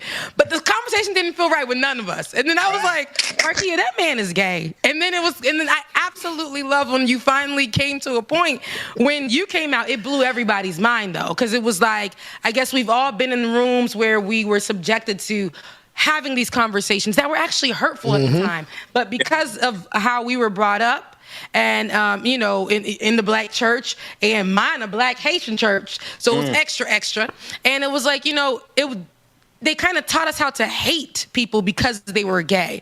Yeah. Now they focus on this one sin, and I had to get with my parents about it. They focus on this one sin, but I've been in these streets. You see what I'm saying? Loving the Lord and in these streets in so many more ways. So I know that there's so many different sins. So, let he who was without sin cast the first stone. Ain't that what the Bible says? Something like that. I ain't been to church in a long time since the pandemic. Okay. First of all, a lot of sin is man-made. I actually just posted about it. Has nothing to do with the tenets, has nothing to do with godliness, right? Jesus said, love God and love your neighbor and you'll be all right. Literally, that's scripture. That's love it. God, that's it. Love your neighbor. You can hang every other law on those two scriptures. Most people don't love God. They love church. Most people don't love God. They love the appearance of perfection. And that's why you can be in church, backbiting and lying and see nothing wrong with it. But me being gay is the biggest of sins. Right. And so when you look at this whiteness, this European, when you look at what the popes did and the Catholic Church did and what they deemed sin, first of all, the word homosexual didn't get into the Bible until 1946. And they began to change words like pervert and masturbator and pedophile into homosexual. And there was a theologian at Harvard that said, if you change these words to homosexual, you will weaponize the Bible against the people. They didn't listen to him. And then they wrote back to him and said, you're right. And they didn't undo it until 1977, but by then the damage had been done. Damn. Right. And so people don't know the true translation of all the scriptures that come against homosexuality because no one is vested in doing the extra work. If there were scriptures that said black people are wrong and black people, are going to go to hell, people will be vested in doing the work to make sure we prove those scriptures aren't true. But because those scriptures agree with something you already believe, you're not going to do the extra work to prove them wrong. And I prove them wrong. Wow. Yeah. Wow. And so, listen, we could take this to forever, but that we're going to have you back on the show. Ben, I love you so much. I'm happy that I had you on my show. Listen, this is the result of what Florida A&M can do. Because people will never Rebecca, you. Okay, but well, God look, is good. This is the product of what Bethune-Cookman University can do right here. Benjamin Dixon and Bubba Williams. God dang it! It's looking the whole morning show. The whole morning show. But no, seriously, thank you so much, Ben. Thank you so much, Ben, for coming on to the show. This was a great conversation. We really need to have you back. And before we get out of here, let the audience know how they can find you. Well, first, thank y'all for having me. Thank you for this platform. Thank you for allowing me to be authentic. You can find me on the social sphere at Ben Carlton, IBENCARLTON. And you can check out my book at www.blacklovewins.com. Black blacklovewins.com. And it's so important because Black love does win. They use blackness to push the Love Wins campaign and then dropped us like a bad habit after the laws got passed. Right. Wow. Amen. See, we're going to bring you back definitely for sure. Especially with all that nice kente cloth. You know, it's going to be real black next month. So be prepared. We're going to tap your shoulder to come on back to the show. Thank you, Ben. Love you so much. Yes, thank you so much, sir. Thank you, my brother. Thank you so much. And we're going to have more Wildcats on the next one, man. Rebecca, DJ exclusive. Y'all know what to do, man. All right, y'all. See you in the after party. Always a good shout out, Ben. Thank you so much for joining us. And this song is for you, sir.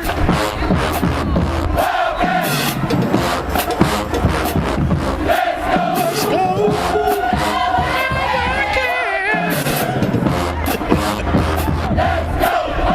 All right, y'all. Thank y'all so much again for joining us this morning. We greatly appreciate it. Don't go coop. These are not artificial drums. This is a live studio recording done in 2000, I think it was. So it's 21 years old, and I was here playing. I really was. So thank y'all so much again for joining. We're about to take it over to the after party.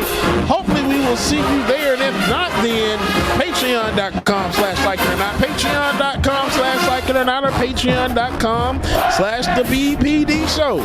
Make sure that you go join your ass today and come on over to the after party. Hopefully I can get a link to the after party and we'll see. But anyway, y'all, your affirmation for today. I no longer let people's opinion of me affect me. I no longer let people's opinion of me affect me. Y'all gonna be great today. Go do some amazing things. Love y'all, mean it, and we will see y'all in the morning or at the after party. See you in the view. Bye.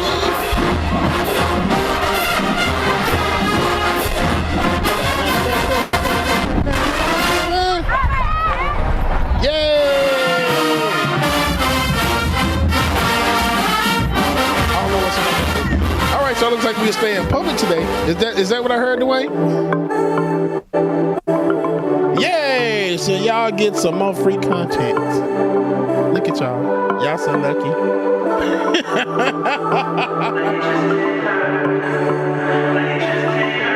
Probably because David not here. He wouldn't be doing all of that stuff, ain't he? But your words can't hurt me.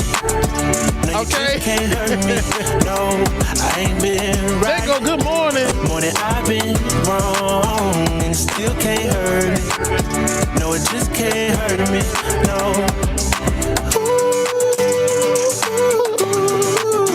No, you just can't hurt me. No, you just can't hurt me. No, no. These songs I played baritone in college and tuba in high school. See the prison or a grave, that's what everybody tell me. Man, life ain't a beach, it's a female dog. I'm staying 10 toes down, though I still might fall. I was just watching this show that came on TV called Mars, and they look like they're chronically. I know my faith strong, but my flesh still kind of weak. When that victory be so Mars Reese, good morning. And I feel like this is Prairie View A&M University.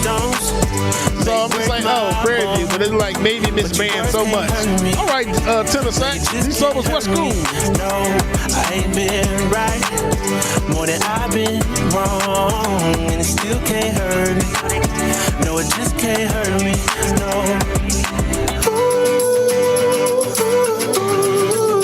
No, you just can't hurt me.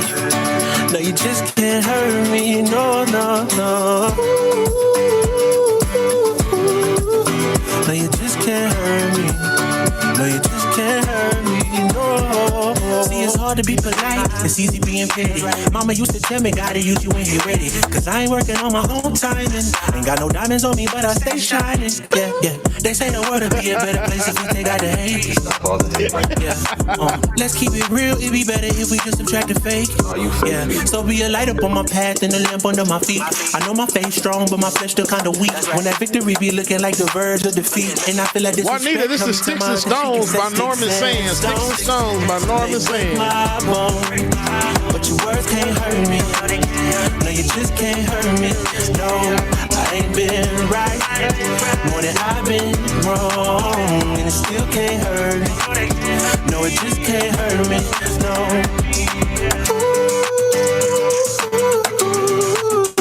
No, you just can't hurt me. No, you just can't hurt me. No, no, no. All right, y'all. I think we are ready to come back. Are we ready to come back? Welcome back to the screen, everybody. Ben talking, Rebecca talking, and everybody talking. I said, welcome back to the screen. Welcome back to the screen. Rebecca and Ben, Dr. Mac. No, I've been trying to get y'all back for the past hour. Oh, yeah, the music stop already playing. It's like, I think Dwayne in the meeting. Oh, there we go. Oh, there it is. There it is. We're back. Welcome back to the after party. Rebecca Azor, DJ exclusive. Did Dr. Mac have to get out of here? Did Dr. Mac leave? Okay, he had to get. Did he say goodbye? He probably did, but we're in the background, so it's all good. He ain't saying nothing. That's that light skin stuff. That's how light skin fuckers do anyway. They just leave. Rebecca, that last segment was really rich. That was rich. It's like y'all can't hear me. It's like something. Can y'all hear me? Can y'all hear me? Oh, now we hear you. There you go. Y'all mother suckers! God damn it! We didn't know. We just kept going. You know us. We just keep going. Yeah, we didn't. I said Dr. Mac ain't say nothing. That's how light skinned ninjas do. They just leave and don't go no. Just you know leave. you don't like to be called no N-word. Don't play. Just leave. Heads, Let me tell you, if there's one thing you can't say around Brother Mac, if there's one thing you cannot say around Brother Mac, it is the N-word. It's literally the only thing that comes between he and I, because I'm a prolific N-word user, and he has a hard stance against it. So. But you know what I love about Dr. Mac? You know, even though I'll be like, oh Lord, he about to rip somebody a new Bust one. him to the white meat. Right.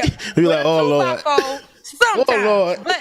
But he he brings a level of honesty to the conversation that a lot of people who are our viewers need that as well. An openness, a dialogue that needs to happen, because there's a division that goes on between heterosexual men and men of the queer community. And so a lot of times it feels like a heterosexual man's man can't, have a conversation without feeling like, oh, he's trying to hit on me. And it's not always that way. Sometimes there's an understanding that needs to be had. And, and a lot of the things that society has put out there isn't really what it is. I really just don't Ben. You just scared me, because it just came. Ben was in a dark top and he came back with this red top. It kind of it's salmon. It's salmon. It's a salmon color. Salmon. It's salmon, not salmon. Y'all so black. It's a country. We're from the South. We black and from the South. What you expect? It's salmon. I pronounced that L. Salmon. I say salmon. It's salmon.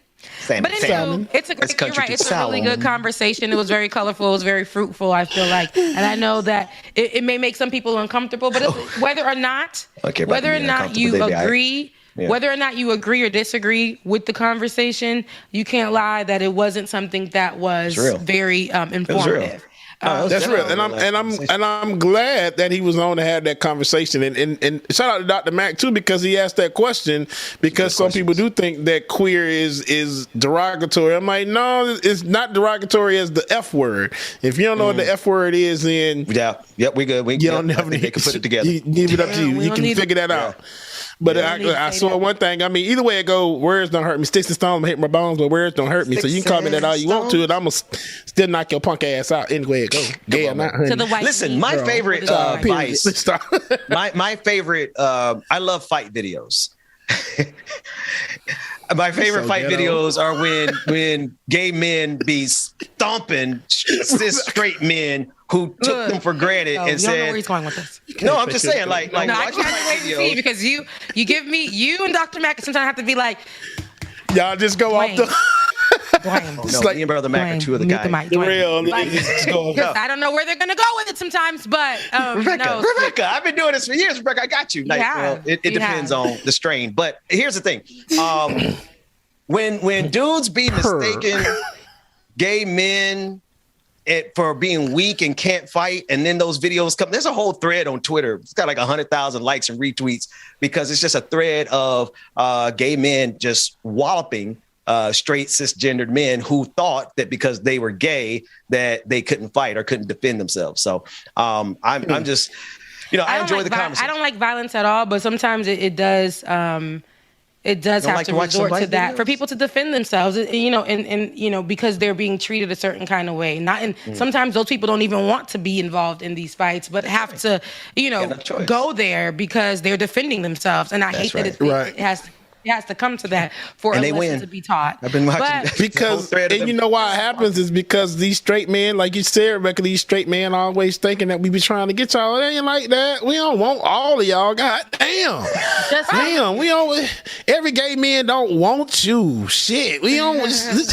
We're not looking at you. We're looking at your girl boots and what she got on. We ain't care about you. You might look okay, but we ain't gonna tell you nothing. Damn. And it's true. Look, the way that I was getting hit on though by the gays on Saturday, but it was more so like your curls are popping. You are fly, and they're just like moving other people out the way, just like you are beautiful, like you. And then one guy sends me a DM and he's telling me, me and my boyfriend was saying how beautiful you were, and then you came and sat by me, and I was like, oh my God. And I was just like, if you're beautiful, that is honorable. And I love it. If a gay tells you you're beautiful, you better believe it, because that means you better believe it.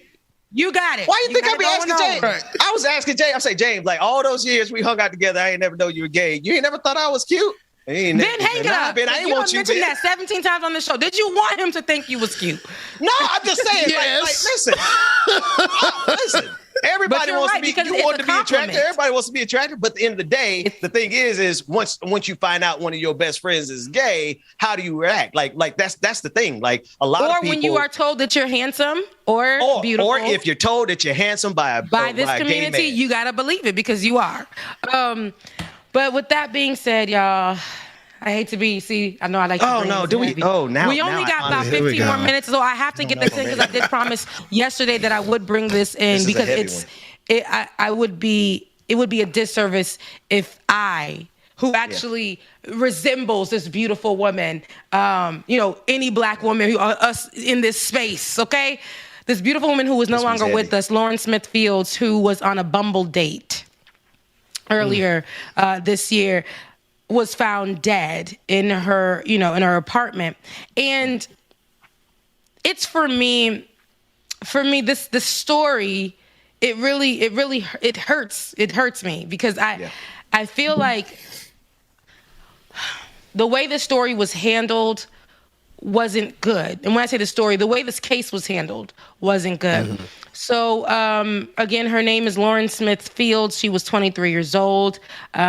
She was with a white man on a Bumble date. And I know a lot of people were trying to say it was an older white man. Remember, we didn't have much information. If you first heard about this story, it was saying that she was with an older white man, as if he was some old man that she met on Bumble, like an old man, almost like how women are dating men for money kind of thing. And it really wasn't that. This man's name is Matthew LaFontaine. Well, let me not say it in that language. Matthew LaFontaine, who is 37 years old. She's 23, and 37 is older, but this is not much older. 37 is an age of somebody you may meet. She's 23.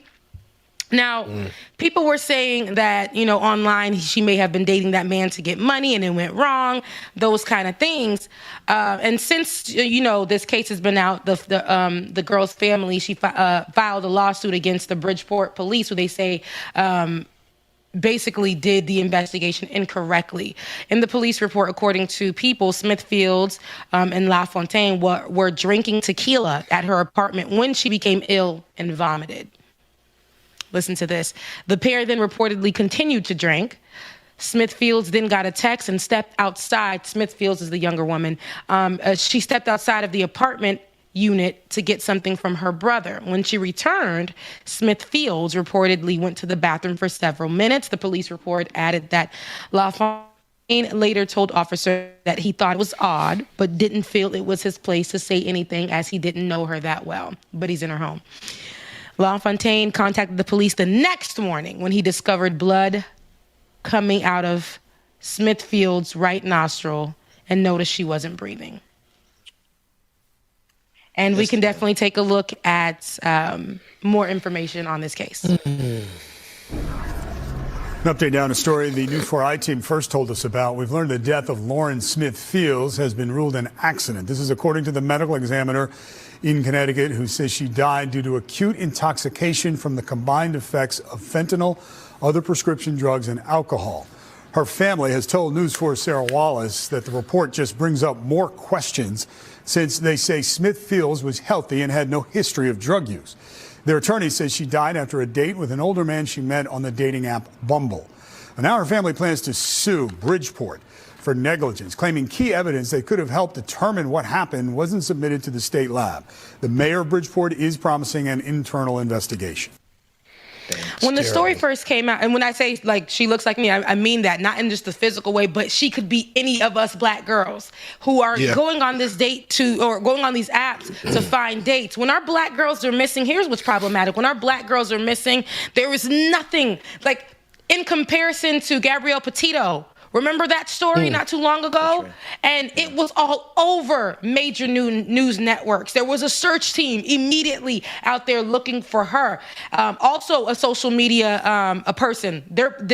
Smith Fields is a YouTuber. A black YouTuber. And, you know, a lot of people came to her defense saying, we need to go find her. We need to go find her. But police officers didn't see it that way. Initially, when the story came out, police officers said he seemed like a good guy and moved on. Waited until the report came out of how she died, and they said there was heavy drugs in her system, fentanyl, you know, different drugs in her system. And talk about fentanyl. Here's the problem for me. If she has no history of drug usage, he's with her overnight, and so there is drugs that have been done at some point. Who knows if the drugs could have been in her drink, if she could have been poisoned with drugs, if he waited till she was under the influence to influence her more in getting drugs. It could have been anything, but he waited until the next morning, meaning that he stayed there with her. That's right. He stayed there with her. That's right. And if the I'm sure he did more than stay, Rebecca. I'm sure he did more than stay. Exactly. And if the police officer, and if she was under the influence and not okay, and he did whatever with her, lets me know that's rape. Rebecca, can I jump in there? Because did they investigate, did they search her for sexual assault or sexual intercourse? And did they have a timing for the time of death? Because if we know the time of death and there was sexual intercourse, then they could really triangulate what this man was up to while she was dying. That's why there's a lawsuit. They waited so long, and when the investigation happened, it was just enough. They went to him, asked him a few questions. They said he seemed like a good guy, and they moved on. He seemed like a good guy because he was white. She seemed like the problem because she is black, and that is my issue. But when Gabrielle Petito, the 20-something white woman who was missing, the whole world went crazy, right? Even us. I said that she needs to be found, but there are other women that we need to find as well. And here is a story that I really want to really hone in on and focus on. This young woman has lost her life, and the first thing that came out was that she was with a sugar daddy. She done found a sugar daddy, whatever the case may be. Now, when we look at the ages, yes, he is older than her, but 37 is not an old man.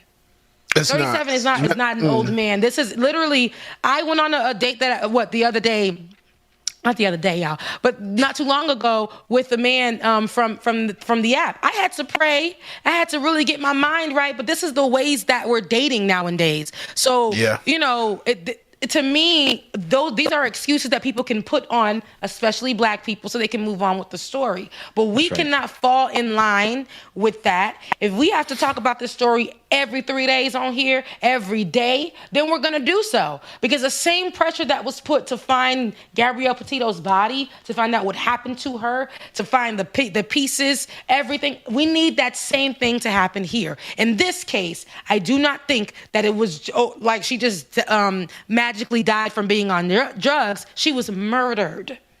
We have to use that word. She was murdered. Here's a couple other things, y'all.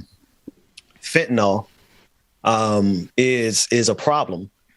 A young sister who has no history of drug use has absolutely nothing There's no pathway for her to have accidentally overdosed from fentanyl if she is not a drug user. If she's, you know, here's the other thing. I don't honestly care if that was her sugar daddy.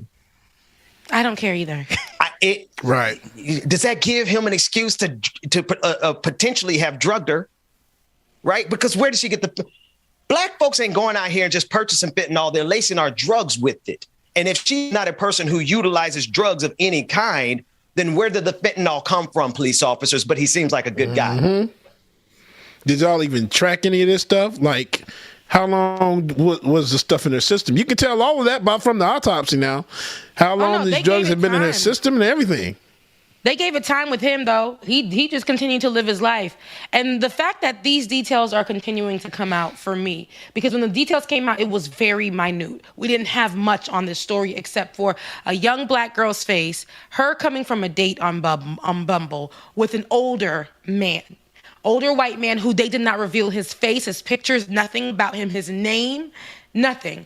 All they said was she was found dead in her apartment, and the police officer said the man reported her dead that morning, and he seemed like a good guy.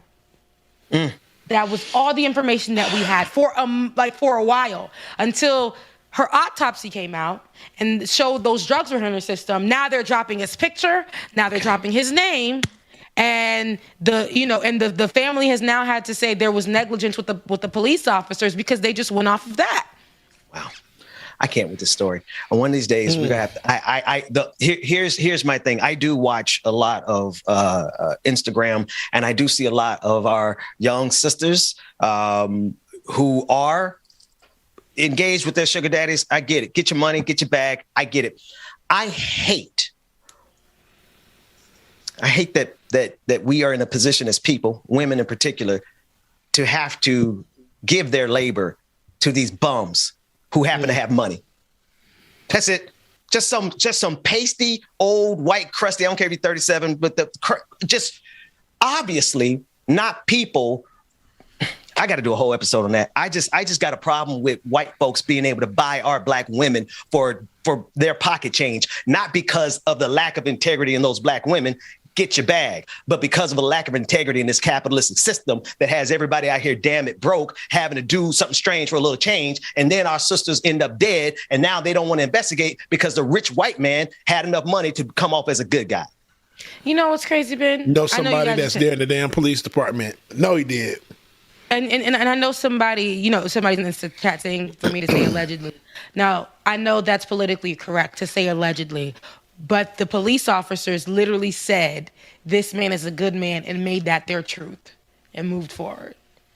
So when I look at black girls going missing, when I look at black girls being murdered, and the last person at the scene of the crime is still alive, has more information, and all the police went with was their truth, I'm just going to take the pieces that I have and make that my truth. This man knows, has been a part of, is a part of this woman not being here today. Yeah. And that's right. It was. See, here's the thing. They're not even saying, they're saying it's an accident, but they're not laying the accident at the feet of the person who was there. Generally speaking, we know, Rebecca, we're not done with this story. We got stuff for them. Oh, we're going to keep it rolling. Yeah. Oh, yeah. And Roller Dragon in the chat room said he's, I think it happened 30 miles away from him. So Roller Dragon, any updates or anything that you get, please make sure that you DM us as well, too. And we're going to keep this pressure on. Yeah. Because there's a lot of stories that are coming out about black people being killed by non-police officers, right? It's one thing for us to try to get justice against police officers who kill black people. That's the general state of America.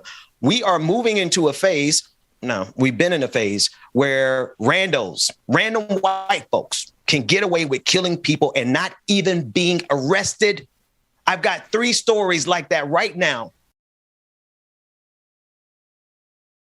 But now there's other states. There's a case in Cobb County in Georgia where a black man was killed by his neighbor and no one was arrested, even though there's testimony to the other side of it, right? Saying that he was murdered. It doesn't matter. We are going into the Kyle Rittenhouse phase of America, where these white folks with guns are running around killing people, and it's spilling over. It's all the same thing. If you could get away with killing someone, you can get away with killing someone accidentally with fentanyl. And that's what we're seeing. So the family has set up a GoFundMe. If you guys want to find that, Google it. It's on there. But to hire a private investigator. They are so thorough in this. They want to make sure, like, their child is not dying just because the police said that the last person that she was with was a good guy.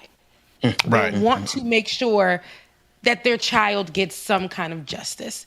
Yeah. This is the most scariest. It's the most scariest and it's the saddest thing. And you are right, Sarah. We'll say allegedly because we don't want to get sued. So allegedly murder. But I will say, because we ain't got the money. I don't want to be like Tasha K on here. But I will say. This is why this is the after party. It's a whole separate show. Go ahead. Listen, but it's public. but I will say that this is something that if we literally turn our heads, you guys, and not focus on it, the world will forget until there's another Black woman. That's and it right. won't. And the saddest thing to say, it won't be too long until it is, because how the world treats Black women, Black people, period. Dang. Black people, period. If we can get even sadder today, did y'all know that today was the second anniversary of Kobe dying, and his daughter, and all the people on that helicopter dying. Wow, just in the no, because Kobe, he's Kobe, and I mean that shook me. That when Kobe died, I was in the middle of Walmart getting ready to go to the club. I was getting ready to go to the club. So I was in the middle of. The pandemic hadn't started yet. That's right. It was like just at the beginning. Pandemic. Yeah, it was just the beginning. I was getting an outfit. That's what I was doing. It was early. I was getting an outfit in the morning because I knew I was going to go to work. After work, I was going to hit home and go to the club. So I was getting an outfit early. I went to Walmart to go look for some sheer stockings. Right? So I was like, this lady said, I'm like, ma'am, do you know where the sheer stockings are? She's on her phone, like in my face. I said, how rude? How rude is that? And she said, they said Kobe died. Hold on now. I said, oh, Kobe died. Yeah. So now I'm on the phone with her, and that shook. Walmart stopped. Walmart on Cobb Parkway stopped. It hit us all. Listen, that was the one day I almost got canceled on Twitter because I didn't give a F. People were trying to come after Kobe, and I was ripping heads off. I think I had to delete a couple tweets. Like rapist. I had to delete a couple tweets because I'm like, I'm not gonna do that. Our brother died. No. Yeah, they were coming real out of pocket. Of course, that shit got shut down real quick. But yeah, you're right. It was from cases that he that he ended up winning and things like that. But here's my problem: it was coming from a white woman. That you remember, God, we got some social media perfect memory. It was a white woman took that opportunity of Kobe Bryant's death, the day of his death, they to said, try to grandstand. She was like, "Let him burn." She was using these words. Karen. She was leading the conversation as this man's body wasn't even cold yet. Hadn't even been recovered from the scene. Hadn't even been recovered yet. Right. So sad to end the show on this type of, but I will tell you guys, we're going to come with some full force, particularly on that story of the young lady and every Black person who's being killed in this country without any semblance of justice. We are going to report on those, and we're going to do a lot more than report because something's going to change. Y'all ain't going to keep killing us. No, y'all not going to keep killing us. No, you're going to keep killing us. R.I.P. to Kim Smith Fields and Lauren Smith Fields, excuse me, is her name, and all of the people who were on that plane. The helicopter. Not only Kobe, his daughter. Yeah, Gigi, the whole family. The families that were on there. Everyone that was on that plane. So rest in peace to everyone, all of you guys. I hope that we do get the justice for Miss Lauren Smith Fields. We are going to be doing that on this show. I love you guys. I hope that we didn't make it too heavy, but go and be great. Go and protect yourselves because we protecting ourselves from COVID-19. That's right. Love you. Love y'all. See everybody tomorrow. Take care, everybody. Deuces, y'all. All right, y'all. Thank y'all so much again for tuning in this morning here on the Benjamin Dixon Morning Show. Shout out Georgia Fort, Dr. Mack, Benjamin, our guest today, Benjamin Dixon as well, Rebecca Azor, Dwayne in the background as usual, y'all, David as well, and me, myself. We thank y'all so much for tuning in this morning and your extra affirmation for the day. I am in the process of becoming the best version of myself. I am in the process of becoming the best version of myself. Y'all gonna be great, man. Love y'all, mean it. Y'all do something special for yourselves today, all right? Love y'all. We will see y'all in the morning. Deuces. Come on, everybody. Young, old, all you lovers.